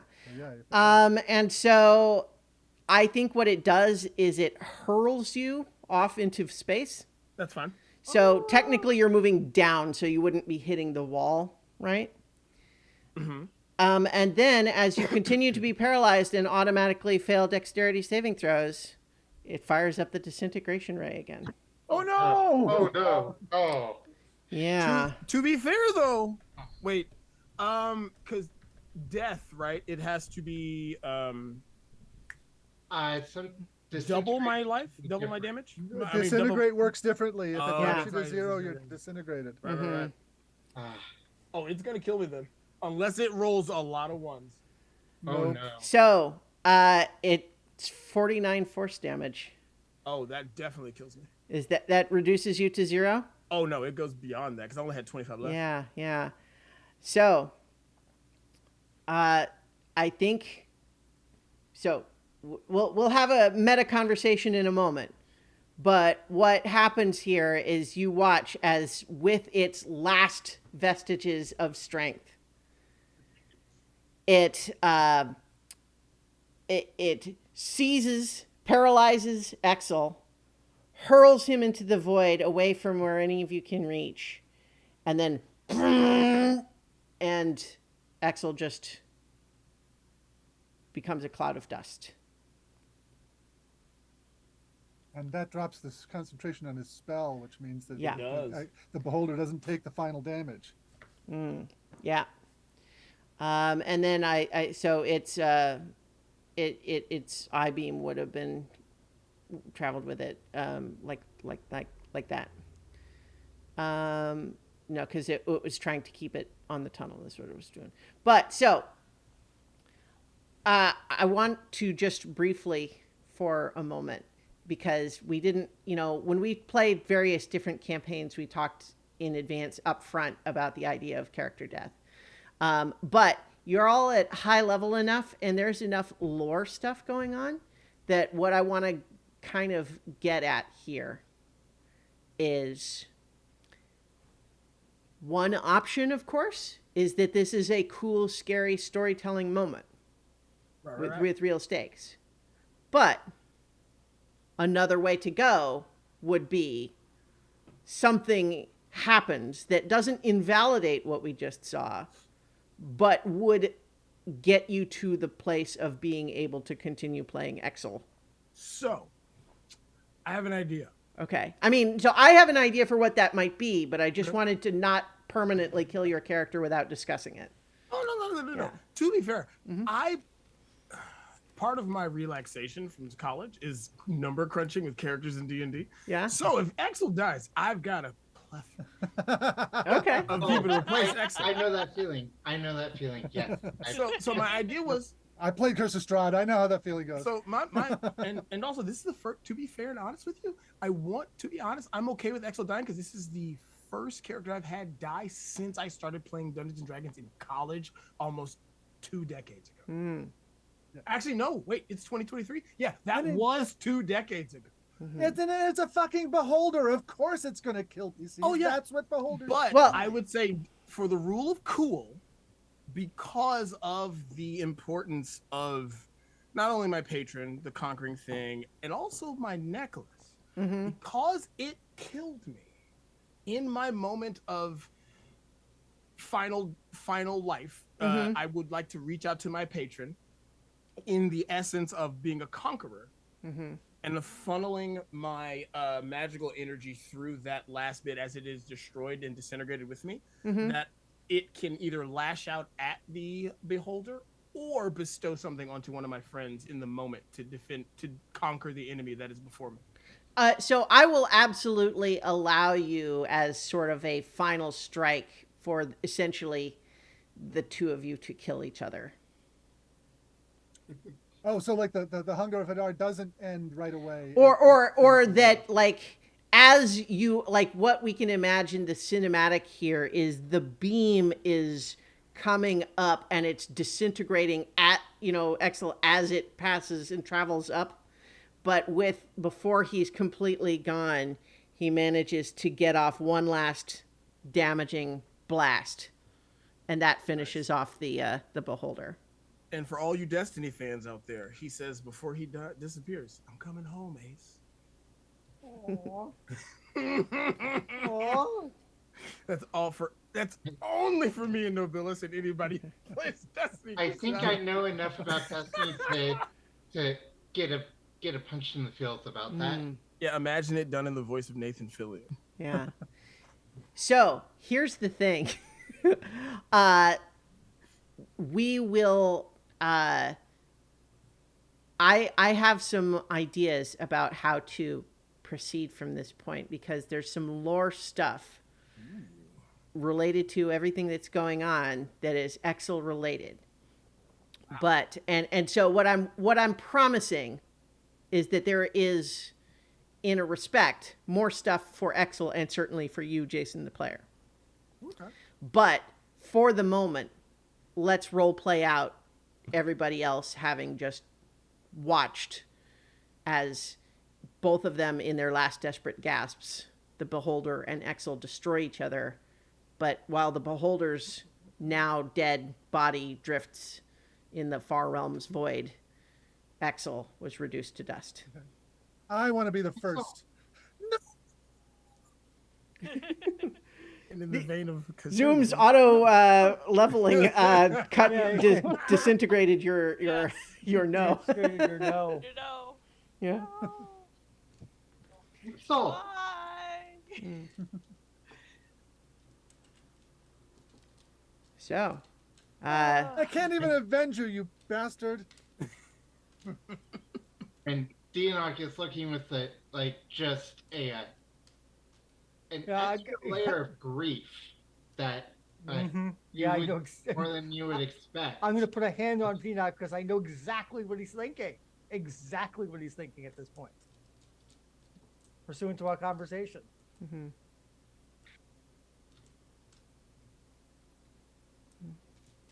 So, everything has gone kind of quiet.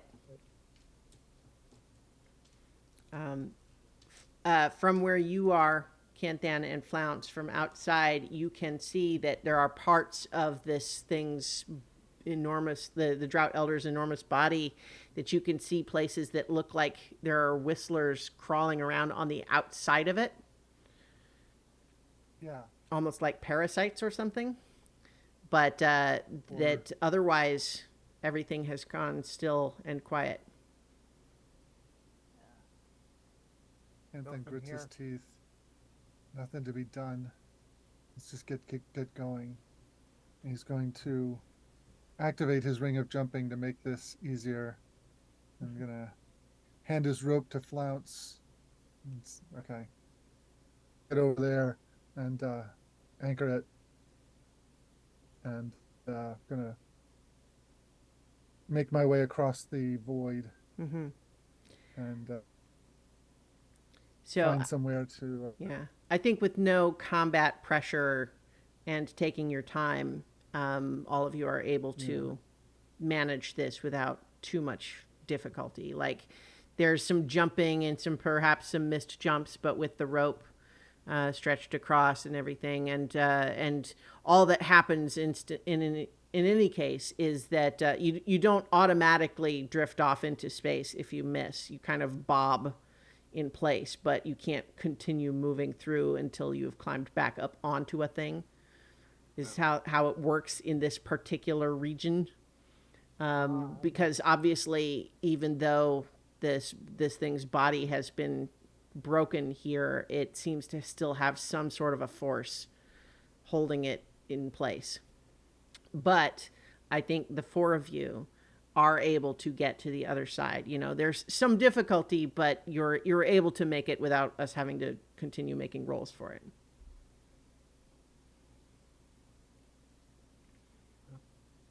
And so on the other side, you find more of this same creature's strange chitinous body curving around to the right. At somewhere kind of in the middle of the traversing, Deanock would like to look down and see if he can spot any sign of the scaled ornament. That is a good point. Make a perception check.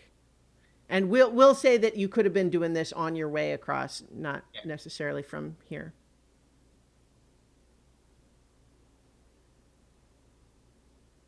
15. I think you do spot it. I'm gonna try and use Mage Hand to retrieve it, if at all possible. Yes, I believe that you do, but that when you pull it back, it seems inert, like it's lost whatever magic it had. Well, Dianok will take it and put it in their bag. Just see. All right. Not all of them is lost. Mm-hmm. Yep. And Panthan is looking grim in a way you've never seen him. He's always been this cheerful, upbeat fellow, and he is striding down this corridor. Let's get this nightmare over with. and I imagine that took more than a minute for. Oh, for you to make your way across all that. Yeah. Yeah.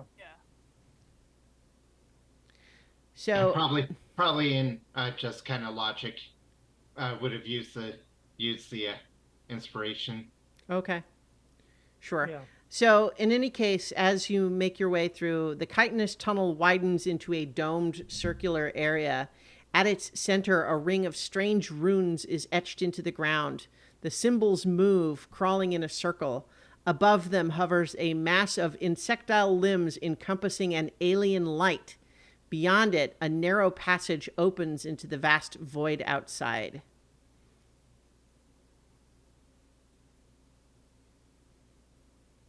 Dianok is going to go ahead and approach the circle and look at it carefully. Yeah. Make an Arcana check. Okay. I give him advantage. Okay. Yeah. Yeah. I guess I'll. Oh, that's a 7, not a 1. Okay, I'll take a 17. Okay. So I think you discover that they're written in a language you don't know. You suspect it is deep speech. But even though you can't read it, you get the impression that it is a manifestation of the Drought Elder's thoughts. And yet you cannot read the detail of them because it is in deep speech. Does anybody have a language? I have comprehend languages. Oh, you have comprehend languages. Yes, it is part of my rune carver feat. Mm-hmm. Well, now. And I can read the language as long as I'm touching the surface that the words are written on. That's Oh, you're standing on the floor. Yeah. So for the first time this campaign, I will use my comprehend language. I never took it this Okay, campaign. And that's like a bard that didn't have it. Huh. Yeah, Dianok is just kind of has just this entire thing been cursing the lack of language comprehension. Yeah, it had to happen eventually. You all had a pretty vast collection of languages, except this was a gap. Yep. Yeah. Okay, but you cast comprehend languages, which allows you to read them. Although I think a fun nuance of that spell is that you do in order to read the language, you do have to touch it. Must be touching the surface on which the words are written. Yep. Make a wisdom saving throw for me. Oh. That is an 18. Okay. You suddenly find that you are reading and knowing the thoughts of the Drought Elder, and it's not a pleasant experience. Didn't think so. Yeah. So the rest of you watch as Flounce's eyes roll back in her head, and she kind of flops limp. And from all of the runes that you can see, suddenly start just saying flounce, flounce, flounce, flounce, flounce, flounce. And what you experience, Flounce, is that you're seeing things that are difficult to fully process. You're seeing, you in your recent experiences have encountered a lot of featureless misty voids, right? You've certainly been aware of this one, the Far Realm. You've certainly been aware of the deep ethereal, where the Radiant Citadel is, and you've been made aware of the Astral Sea, right? You think that what you're seeing flashes of the Astral Sea. You think you see a powerful and evil looking, but wizened and dried out woman on a throne. You see a flash of Exel and the scaled ornament. And you see the Radiant Citadel and the keening gloom, which, seen from this view, the keening gloom is on the verge of swallowing the Radiant Citadel. And I need you to make an insight check to try to parse any of these images that you're seeing. Okay, I have advantage on insight checks. Okay, nice. All right, so that is a dirty 20. Okay. It is extremely unpleasant trying to have this entity's thoughts trample all over your mind. Mm-hmm. But what you learn is that the keening gloom approaching the Radiant Citadel and the disabling of Chimagua, the spirit serpent, and the fact that the scaled ornament seems to be a part of a similar effect, all these things are connected. And that this woman you see as connected to this strange, undead looking but powerful and ancient woman that you see, is connected somehow in your dreams, in these visions, to Exel's scaled ornament. And those connected directly to the keening gloom approaching the Radiant Citadel. But then also you realize Exel's arrival here and attempt to take back Chimagua's crystal fragment was seen by the Drought Elder as a betrayal. Oh. Because the woman on the throne is his patron, who has an agreement with the Drought Elder, and so Exel, as her representative, trying to thwart her will, was the betrayal. That's the way my brain. No. My brain works. So what I'm going to say is, I'm not confirming that, but that's certainly one way to interpret what the connections that you've made.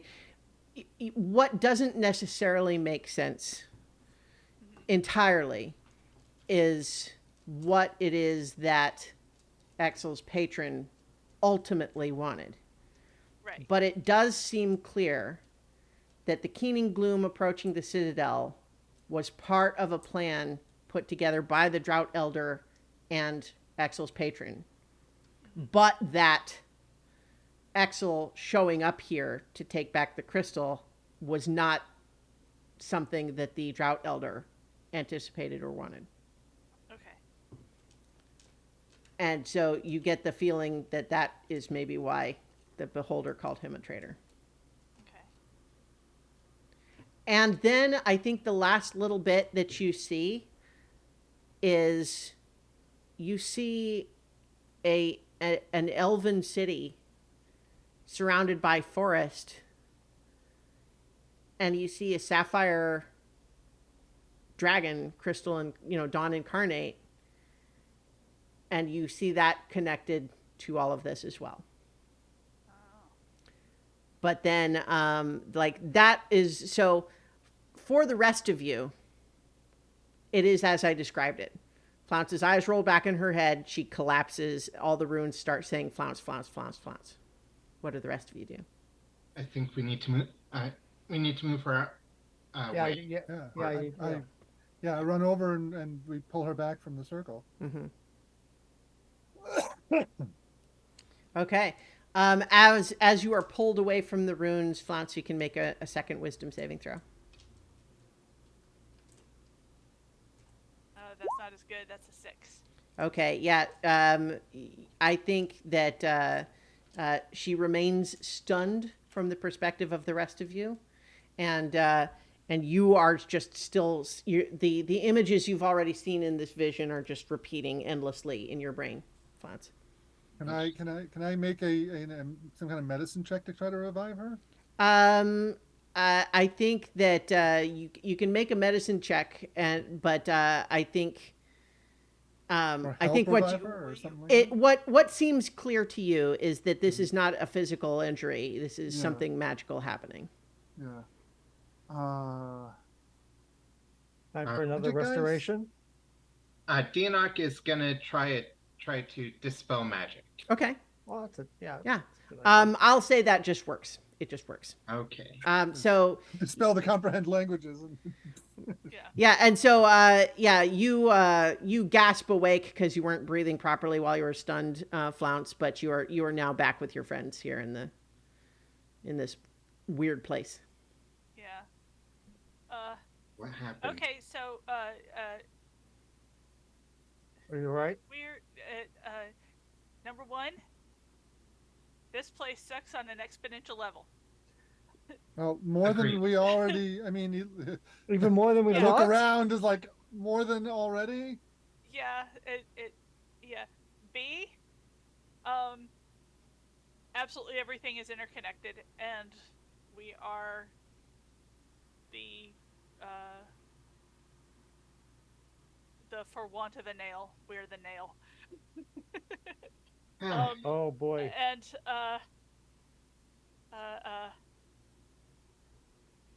pound sign, I have absolutely no idea where the piece of the Chimagua's crystal is, but the Keening Gloom attacking the Radiant Citadel, the Sapphire Dragon, all of it is connected. So, and it is part of a plan. Well, we kind of knew that. Yeah. We didn't know- Sure, we there's didn't know no the idea dragon- where the stone is. I mean, why we came here. Dianok is gonna just go around, kind of Mhm. avoiding Yeah. the thing and looking through this opening. Yes. As you look through that opening, massive mandibles extend from the dead mass of the alien husk, and between their tips hovers a star-like crystal. Aha. Yeah. So That I think that's it out there. Mm-hmm. Hovering in the space. okay. All right, Anybody so- else got Misty Step? Yes, I do. or well. I mean, if it's small enough to fit, how about just mage hand? Just Yeah, I'll try Mage Hand first to get it, to try and grab it. Okay. But as a player, I'm thinking it might be held.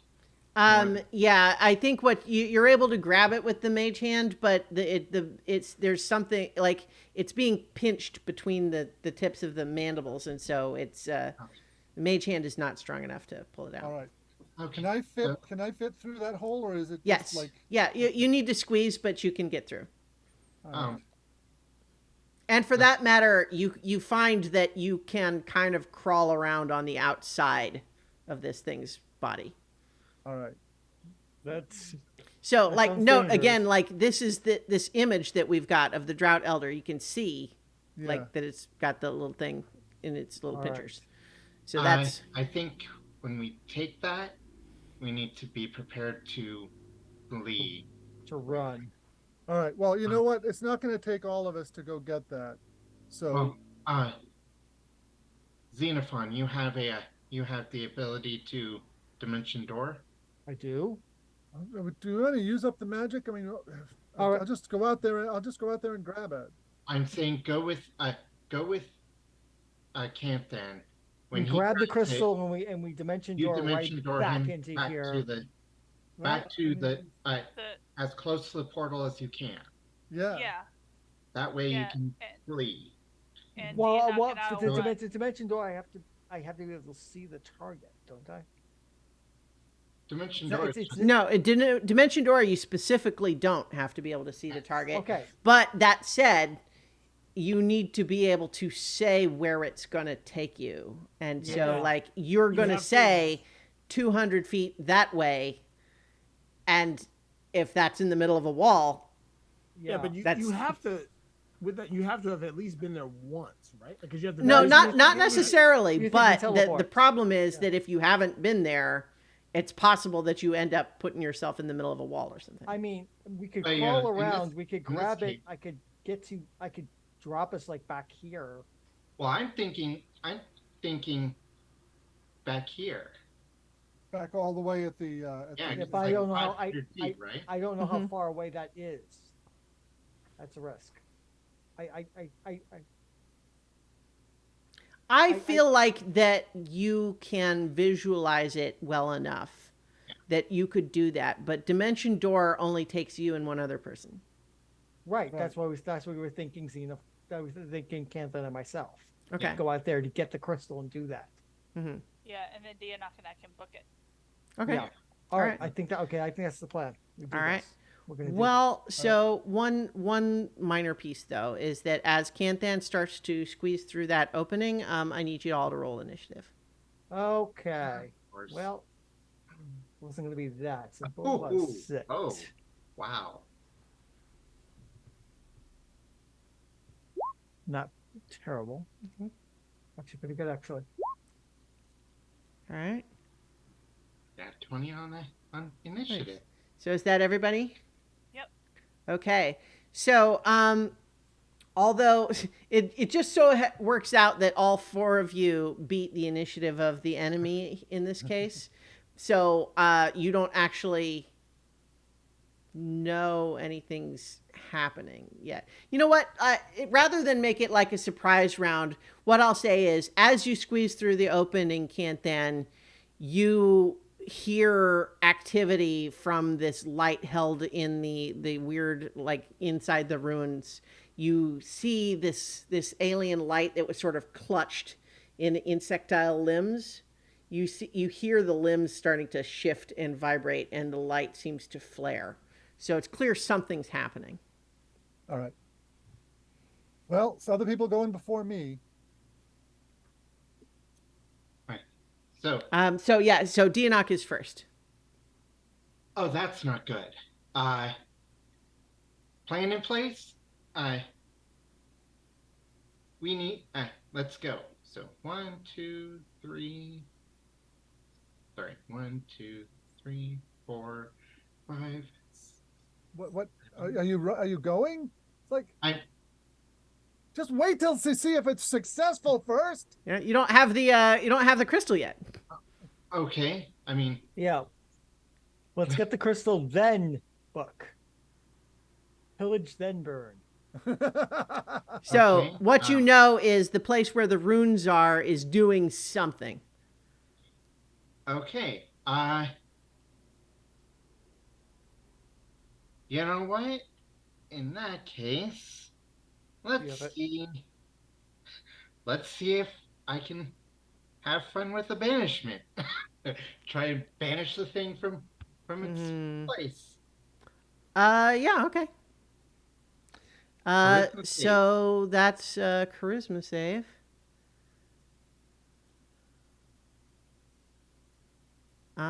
It rolls a 22. Okay, yeah, that's successful. Mm-hmm, mm-hmm. Flounce, because you have a unique perspective on this, I think your heart feels cold all of a sudden because you realize, oh, Turns out the Drought Elder doesn't want you to take the crystal. Surprise! What do you know? Yeah.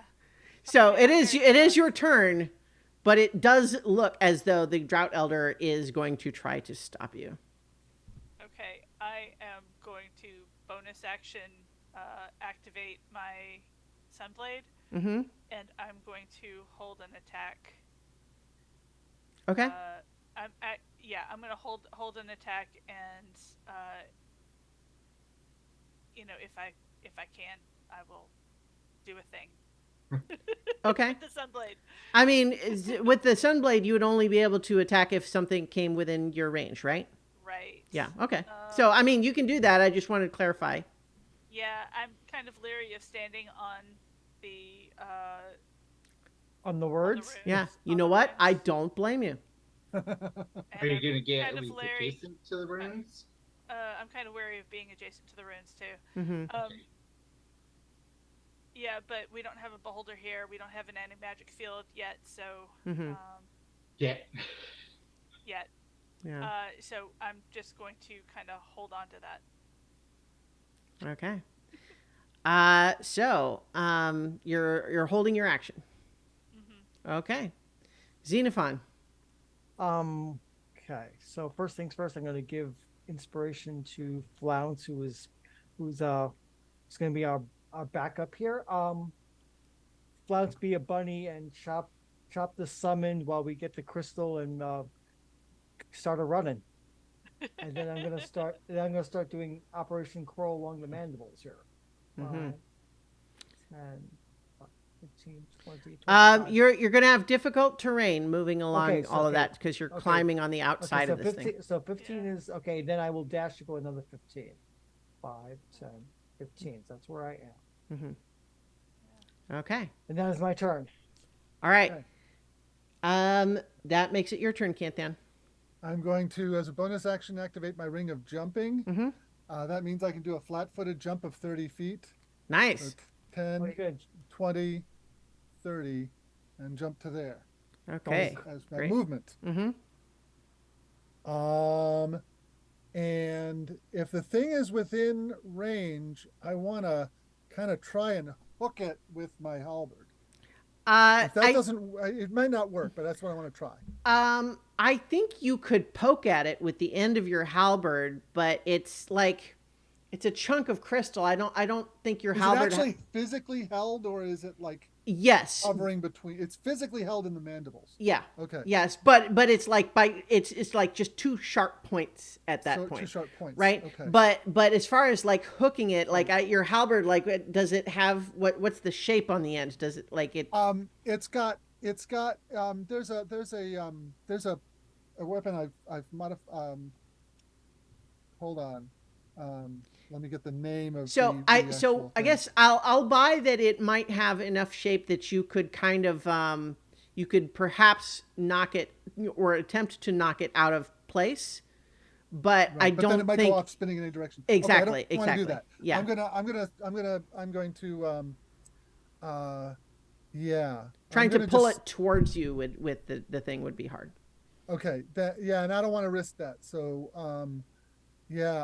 I will just dash to make the last little 10 feet out onto the end of this mandible. Okay. All right. So you have not yet touched the thing. No, I have not. Yeah.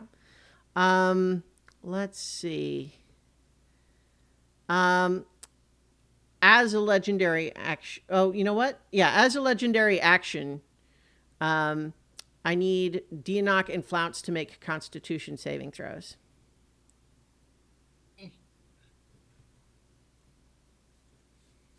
Oh, 21. natural 20. Nice. 21 for me. 21. Nice. So you both succeed. Let's see. Is there So still? we only take half damage. Yeah. This works. Let's see. Yeah. So fortunately, nothing happens to you on a success here, but you have this sense of this central thing drawing energy from the area into itself, And then on its actual turn, it just lets out this brain-splitting psychic howl that Xenophon and Canthan can hear, but you're out of the damage range for it. But I need a second Constitution saving throw from Flounce and from Dianok.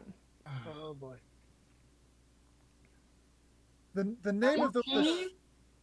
That's an 11. Okay. And what did you get, Dianok? 19? A 19, I believe, is a success. Yes, it is. But Flounce's 11 is not. Inspiration. Do I have it? Yes, do, I gave it yeah. to you. Oh, I gave it okay, to you yeah, last yeah. time. Yeah, Use sorry. it. Sorry. Yes, I will absolutely use that. Mm-hmm. 10, 5. So that's Wow. 60. Okay. So that makes it a success. Barely. Okay. And then I Um, will give the as the reaction to Dianok. Yeah. You feel that this howl was trying to literally just like suck your soul out of your body. Oh Lord. And Wow. it was only remembering Xenophon's inspiration that managed you to help you stay conscious. And so that makes it Dianok's turn again.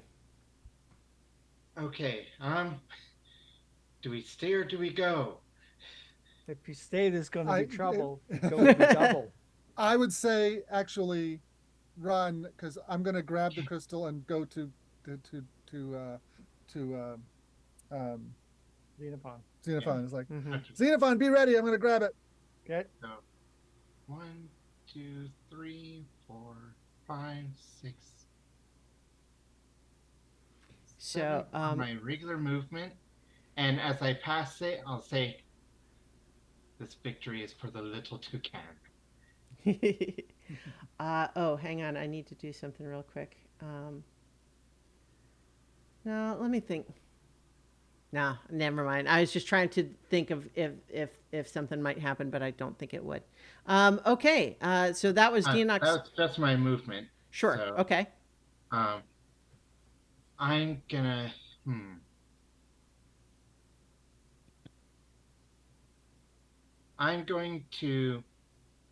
I'm going to throw a firebolt at it. Okay. Throw a firebolt at what? At the thing in the Okay. Yeah. circle. 25 to hit. That'll hit. That is 13 damage. Okay. Yeah. And for my bonus action, I'm gonna go ahead and Misty Step. Okay. That's 1, 2, 3, 4, 5, 6. All right. Hey, that's my turn. Okay. It's going to use another legendary action. Let's see. What is its flying speed? 30 feet. Of course, it's got flying speed. Sure it does. Yeah. It's going to move this way. Towards Oh, boy. this opening. Yeah. So that is one legendary action that it used to move in that way. And that makes it Flounce's turn. To attack the thing or not to attack the thing? That is the question. I mean, Dianok's firebolt did seem to do something. Okay. And it didn't set off a chain reaction, so yeah, that's a good idea. I'm going to firebolt the floating skull thing Okay. for a It's probably not going to hit. No, 13. it does not. But let's see, what was the range of that? I think it was only within 15 feet of damaged wall has that psychic effect, the reverb effect. Would it cause him damage? No. No. Where I is? don't know. Stop hitting yourself. Stop hitting yourself. Fair enough. Yeah. So I think. You know what? Yeah, I think no one is within 15 feet, so it does do that effect. You feel that shockwave, but no one's close enough to get hurt by it. Okay, and then movement. I'm going to join Dianok. Okay. So it's going to use another legendary action. Um, let's see. Um, yeah, I think that.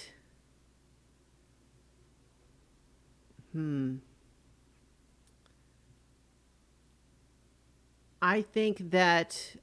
Oh shoot! I guess it can't do that, can it? Okay. Um, Xenophon, make a Constitution saving throw. Oh, yeah. Xenophon, make it. This could be bad. I know. This is not This harmful is not the gases or howl. vapors. This is just. It seems to be trying to suck in energy again. Okay. No, that's a failure. That's Okay. definitely a failure. So that is going to be.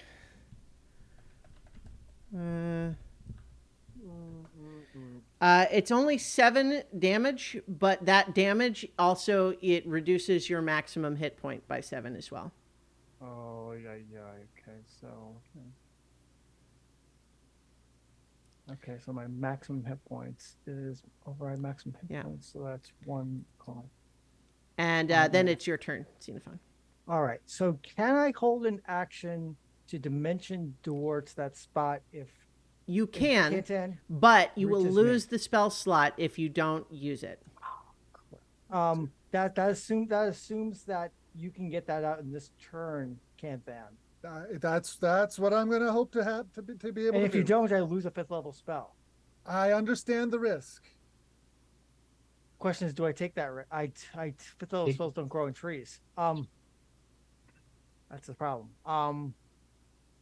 Otherwise, we have to endure another round of that thing. right. All right. I'm going to risk it. I'm going to risk that if Canthain comes within my reach, that we're going to dimension door. I'm going to cast a spell because then otherwise next turn I'll just try it again. All right, and maybe this will work. Okay. And we'll escape it. Okay, I'll spend the spell slot and pray. Okay. I am going to grab the gem. And when you touch it, make a wisdom saving throw, please. Okay, I'm actually good at those. Yeah. 24. I know you are. Nice. You hang on. This is right. That is a success. Which is good because you would have been unconscious otherwise. not at 0 hit points, but enough that you drift into space unconscious, which is not great either, right? This is not good.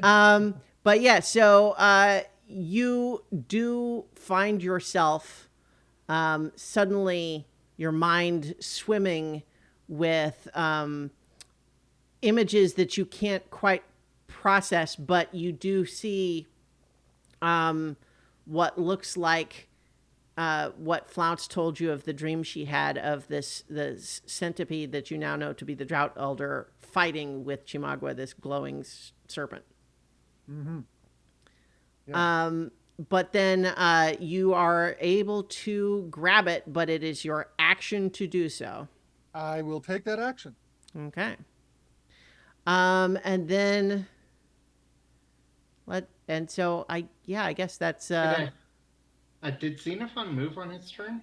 no, No, that's fine. That's fine. I can get to him this round. because you have your jump, right? Yeah. Okay. I am gonna make you make an athletics check to jump just to the right spot, Okay.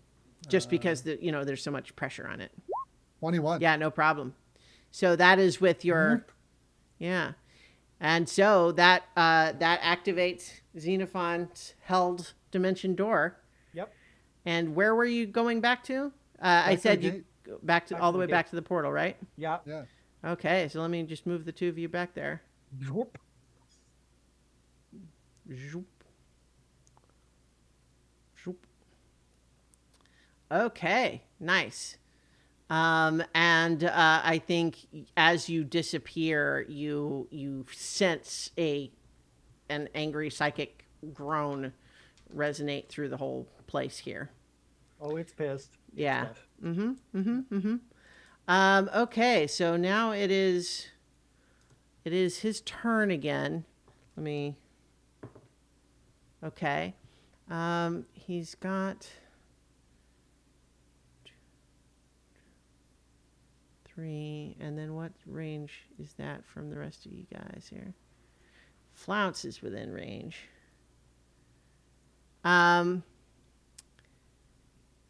Yeah. But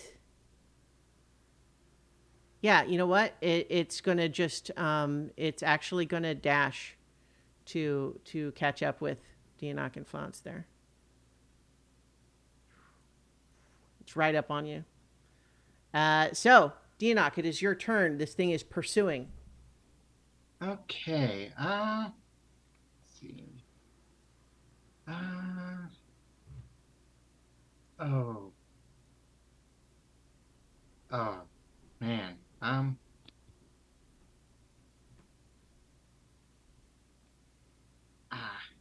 Hmm. I mean, Yeah. you can keep running if you want. Yeah. I'm just. You can disengage. Yeah. I mean, up to you. I am going to mind whip it. Okay, nice. It's intelligence save. Yes. Okay. Oh, I'm on the wrong layer. Here we go. Intelligence save.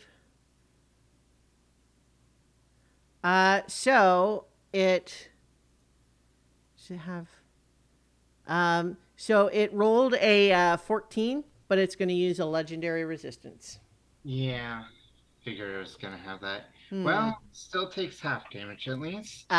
Except it I mean, has a trait called avoidance, which is to say that if it would be subjected to an effect that would make it take do a saving throw to take only half damage, it instead takes no damage if it succeeds. Oh, action, nasty. but for thing, but more powerful. Hmm. Okay. Yeah. 1, 2. So I'm going to move Now, away. one benefit though of it apparently not having any like sort of physical limbs or anything is that it does not seem to do any sort of a opportunity attack. Okay. Okay, then just run. It literally has nothing that's melee. Like it has no All it ability has to is do spells. melee. Yeah. This says nasty, but Yeah. All Wait. right. Whoa, wait. What? 2, 3, 4, 5. Okay. Making sure I wasn't going way too fast, way too far. Right. Okay, that's my turn. Mm-hmm.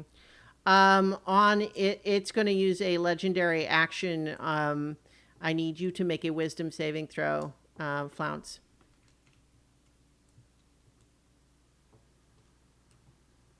That is a 10.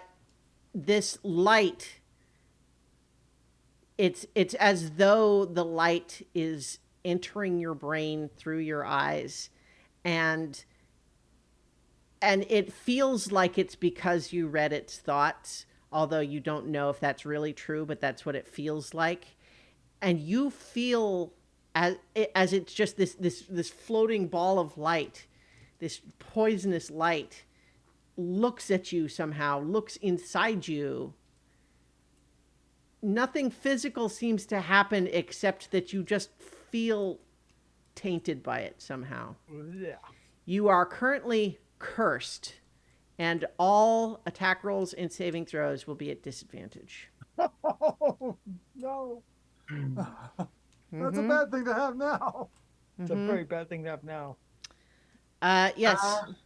So, it is now your turn, though, Flounce. And I imagine that probably wasn't something that could be counterspelled. No. Of course. No. Not that I have counterspell or at all, but Enoch does. Yeah. yeah. But I think that Running doesn't require a saving throw or an attack roll. Yeah, I was gonna hit it with my sunblade, but I think the better idea would be to, let's see. Nita said now the time has come to gather our forces and run. Yeah. Hold on. Like I said, initially I was planning on slashing at it, so I can get to here on a move. And what I want to do is throw my rope to Dianok, and then go use my action to go another 30 feet, so that I am right on the edge and we can hop across together.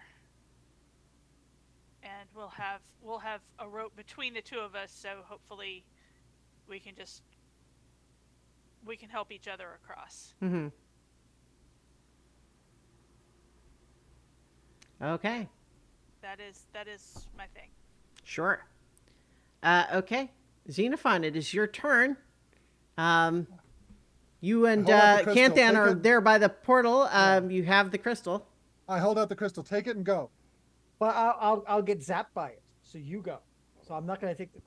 I don't think we should have playing house off the crystal. You go right. through. I'm gonna hold my action for when you go through the portal. I'm gonna go right in after you. I think that's All right. I think smartest thing. Okay. This way I don't get mind blasted like you did. So yeah, so I'm holding my action for him to go through the portal, and then I'm gonna follow on Canthan's heels. Okay. Is that your plan too, Canthan? I would love to stay and make sure that my friends get back, but I think it's more important to get this crystal out of here. So I'm going to go through the portal. All right. Mission is the purpose. Yes. All right. So, yep, the two of you then on Canthan's turn both go through the portal, taking the crystal with you. Yes. All right. After Canthan's turn, as you are looking over this void, this debris-filled gap, Flounce, you see another sort of blob of these sort of fleshy eyes and mouths crawl in from around it like it was clutching the outside somewhere, and it is now crawling in towards you, and it's you can hear the voices calling your name. Flounce, Flounce, Flounce, Flounce, Flounce, Flounce. You no, on your turn you will need to make a wisdom saving throw. Okay, because I'm so good at those. Yeah. But it is its turn too first, so it's going to let's see. Yeah, it's going to do its little spit thing. So I need Dianok and Flounce to both make dexterity saves, and Flounce, you're doing it at disadvantage because you're cursed.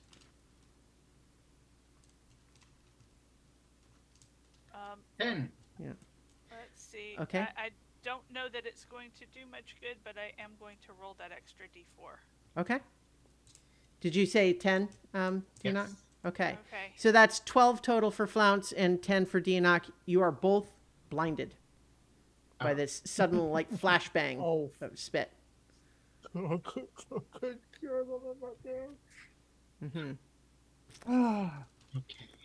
Okay, so that happens, and then it is the drought. The nexus of dissolution is technically this aspect of the Drought Elder is hovering towards you. And now that it's within 10 feet of you, Dianok, it's going to attempt to life drain you. I need you to make a Constitution saving throw. Okay. A 5. Okay. Okay, you're going to take 22 necrotic damage. And it recovers. It recovers that much.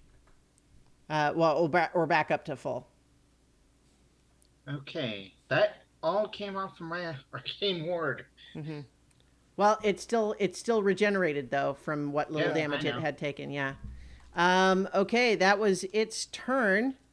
And then I think the camera sees, even though Flounce and Dianok are both blinded at the moment, the camera sees that a whistler has crawled onto into the path from the other side of the debris void here. That it had been clinging to the outside. Guys, I'm sorry. I'm sorry. In a dire It's- situation I've here, been- for sure. I have been. I should have passed off the scale ornament to Someone Xena. else. Yes, you should have. Yeah. So that makes it your turn, Dianok, but you are currently blinded. What do you do?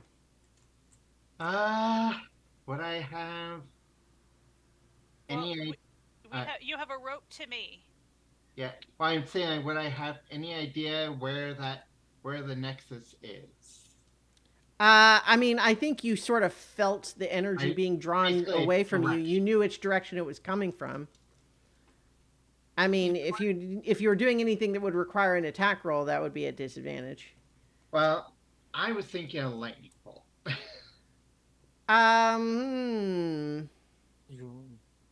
Yeah. You know what? I will give you a chance to roll for it. Okay. Actually, you know what? I'll just say that give me an intelligence check.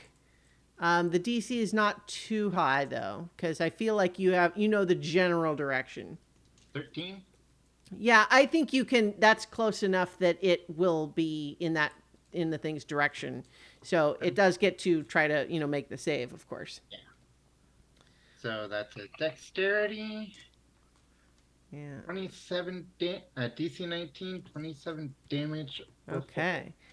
So it rolled a 14, but it's going to use a legendary resistance again. And once again, because of its avoidance trait, it will take no damage. Yeah. Okay. Are you going to try to move at all? I'm Hazardous, given that you're blinded, but I'm going to follow the rope to Flounce, and that's okay. All right. Yeah, it. that works. I think that's certainly doable. So Flounce, it is now your turn. Okay. Didn't you have to make a save at the beginning of your turn? Oh yes, Yeah. wisdom save at disadvantage because of the gibbering mouther. Is that what it is? The gibbering mouther? Yeah. Yeah, it's a 10. Okay. A 10 is actually just good enough to avoid the gibbering mouther's effect. So lucky you Okay. there. So you are not confused by its babbling, or gibbering for that matter. However, No, you are now blinded. teetering over this debris-strewn area, and you can't see. You do hear it. So attack rolls would have been at disadvantage anyway because you're cursed. But so you could try swinging at it, but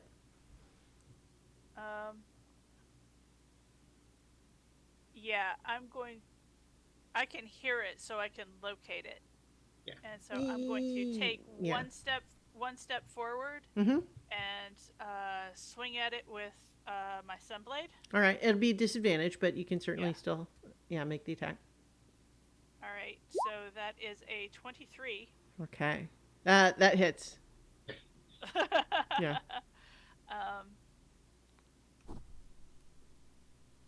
Get out of there. Let's see. Damage is going to be 12 points of damage. Second attack is 12. Oh. Yeah. I think I need you to make a dexterity saving throw at disadvantage. no.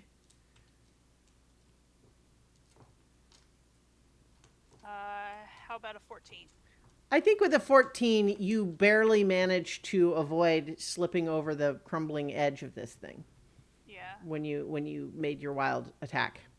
Yeah. Okay. So here's a question, because this is obviously very serious what's happening now. Canthan and Xenophon, having gone through the portal, arrive awkwardly falling out of the hammock of worlds, back there's no in graceful way Atagua. to get out of a hammock. Yeah, Yeah. well, especially when you kind of were standing upright, walking through a glowing portal, but then emerge horizontally coming out of an awkward hammock. So Yeah. it's just like there's no way. Nobody even laughs, because it's just like, Yeah. Yeah. That's what happens. nobody could do it. But so the question is, though, you arrive there, you have the crystal, but you know it needs to be taken back to where the rest of the crystal is, right? Where was that? That was back at the Ghost Orchid Tupui. Oh, I've been there.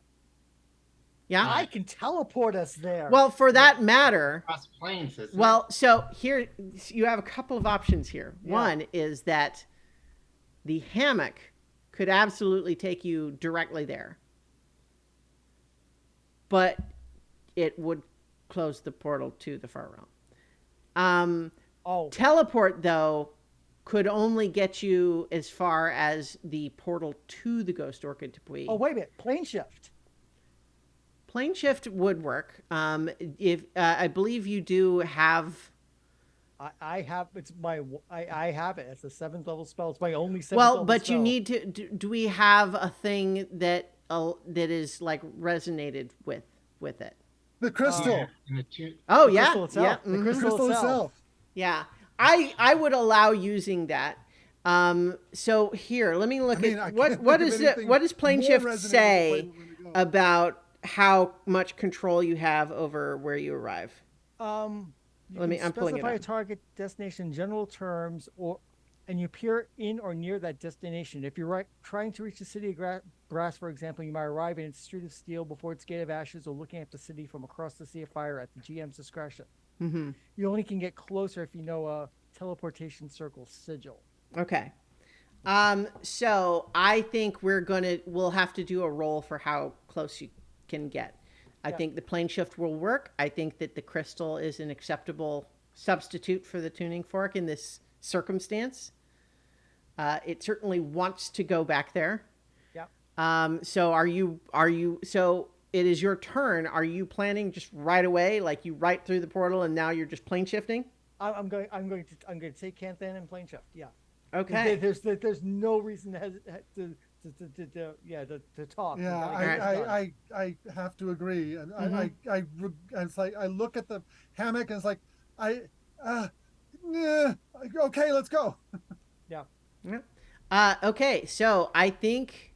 Uh, Yeah, so so what are you envisioning? I'm What is the destination that you're that cavern with the tree and the stone. Yeah. Mm-hmm. Okay. yeah. What role do we think helps? The thing is, if you were not actively in initiative with your friends' lives in danger, I would not make you roll for this, right? Like it would just be you get there near enough and then you walk the rest of the way, right? Mhm. So I'm kind of imagining like a percentile die, but with the sort of maybe a little bit like sort like of teleportation mishap. yeah. Let's see, teleportation mishap. The teleportation That's like you get exactly where you want, or else something. Well, You no, know, because it's It has off target as yeah. one. There's on target, off target, similar area mishap, right? But it is a place that you have an associated object. You know what? Actually, never mind. If you have an associated object for it, teleport takes you on target just right away. So here's the thing. But on target is still. Let's see. Appear where you want to go. Yeah. I mean, like if the crystal itself wants to go back. Yeah. No, so So I guess how I want to just like we want to honor the fiction here, right? Do we think it makes sense that the crystal wanting to go back takes you right there? That's what I'm hoping. That's that. Well, I mean, obviously it's what the characters want, but do we like? Do Well, we if all we want to agree? make something Like- dramatic, we might come like within range, and then Canthan charges the remaining distance to Yeah. put the crystal back where it belongs. You appear above that water where the aboleths were, and then fall in, and then it takes you I activate my parachute. No, takes sorry, you wrong 10 game. rounds to climb out of the water. No, Or appear on the island, yeah, dash across the. yeah. So I think, yeah, I guess I'm just, you know what, I think we sort of talked through the logic of it. We even presented the idea that the teleport mishap table would be maybe a reasonable way to adjudicate it, but per that, it makes sense. Should just work. So yeah, I think that on Xenophon's turn, you cast Plane Shift. Presumably, Canthan is a willing target. Absolutely. You together appear right there in the spot. Let's see, I can actually take us back to those caves. And so obviously Flounce and Exel and Enoch are not here. But Canthan and Xenophon appear. Urana and Nene are there. The crystal is there. And Canthan, like, so it's your turn. You can feel this thing almost like pulling itself. Yeah, I go and put it where it feels like it ought to go. Okay. I mean, I'm not even asking questions. Don't ask questions. All right. So I think at that point, you see Chimagua, this serpent that had been apparently asleep, but kind of phasing in and out of obvious reality with each breath, suddenly flares with light all along its length in this rainbow iridescent pattern all along its length. And it awakes. And there's a moment where it looks at all of you and then vanishes. And so what I'm doing is I'm having him roll initiative, basically. Okay. I'm okay with a godlike being on your our side. side. Yeah. I'm okay. I'm pretty okay with that too. Yeah. So that happened on Canthan's turn. Yeah. It is the Mouther's turn is going to try to bite Flounce. It has advantage because she's blinded. It gets in a 19. That'll hit. 17 damage. And you need to make a strength saving throw.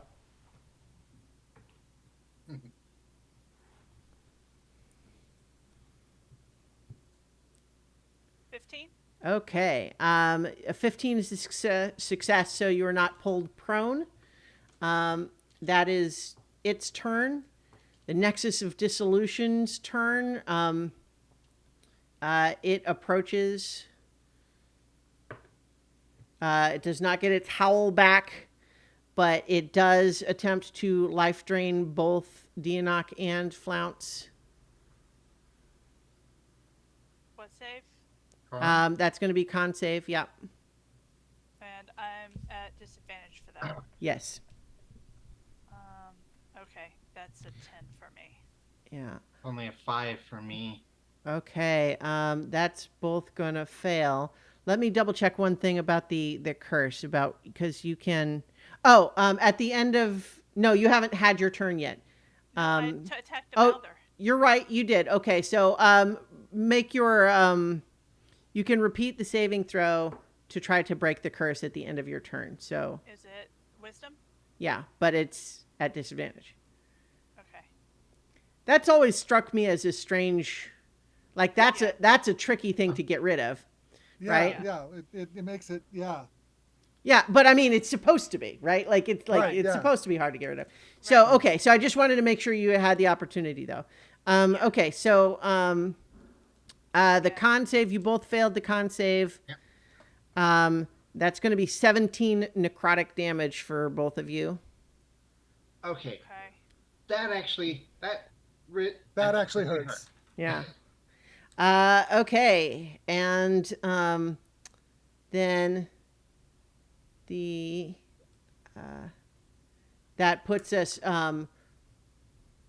back up at Deonok's turn. After the gibbering mouther's turn, you're not blinded anymore. Okay. Okay. Good. Okay. So my computer is being weird with roll 20. Come on, Mhm. So don't fail now. all I'm seeing is black with the labels. Okay. With character labels. So Well, Oh, you know what? Never mind. I don't know why that would be. You might need to refresh or something. okay. but you're gonna try and get over across the void, right? Yeah. You're gonna Yeah, talk I'm to gonna the- try and. So that would be an athletics check. Yeah. Okay. That's. Yeah. Um. So we're actually coming back up to our I think we'll have a great stopping point right at our Well. close to our normal time. Yeah? 12, is that what you said? Yeah. 12. You land on one of the little things, but it turns under your feet and you find yourself sort of just bobbing in space, which you're technically restrained, meaning you can't use your movement to move any further, but you can use your action to just climb up back onto the thing. Yeah, I'll use my action to climb up. Okay. So you do that. And so you're back on the thing, but you did have to use your action for that. That was your whole round. Yeah. Okay. And then with a legendary action, it's going to the Nexus of Dissolution is going to do another energy drain, so another Constitution save from both Flounce and Deonok. Natural 2. Oh no. Okay. 11. Okay, you both fail. You both take 13 necrotic damage, and your maximum hit points are reduced by 13. Okay. But at this point, just when it's looking, you're starting to feel weak. There's a lot of these monsters around. This thing is in hot pursuit. All of a sudden, you feel this entire shape of the Drought Elder vibrate with anger, and you see flashes of rainbow iridescent light as an enormous serpent, so much bigger than the one that you saw back in the material plane, begins wrapping itself around the body of the Drought Elder and writhing and holding it in place. And you see the this Nexus of Dissolution thing sort of wink out as, you know, it doesn't look like it was destroyed. It looks like, oh shit, I have to deal with this now. Oh, God. And so you realize now that that you are, you know what? I think that just for the sake of our storytelling here, we're going to go cutscene mode a little bit here, which is to say that you see that you hear Chimagua's voice in your heads saying, "Flee now, join your friends. I've got it from here." We might argue. Good enough for me. And so as you are, hopping between these things, and the whistlers, like the whistler that was blocking your path, gets like trapped and then crushed under a huge coil of Chimagua's body, and then you hurry back around, making it back to the portal and emerging back into Atagua, where the now that everybody is back safe, the elders there that know the ritual are able to retune it back to the Ghost Orchid Tepui, which is honestly the place that it is for going to.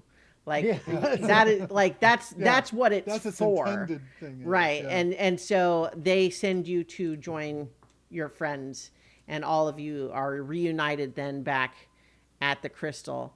And I think that there's a lot still going on, but I think as you are realizing that this seems to have been the victory that looked for a moment like perhaps it might be out of reach, even though you lost a friend along the way, and things are still kind of chaotic. You're not sure like what is the bigger picture here. You know that you have helped Chimagua, but there's still a struggle in place there. What does that mean for the Keening Gloom? You don't know. What about all of these other things that you learned about? Yeah.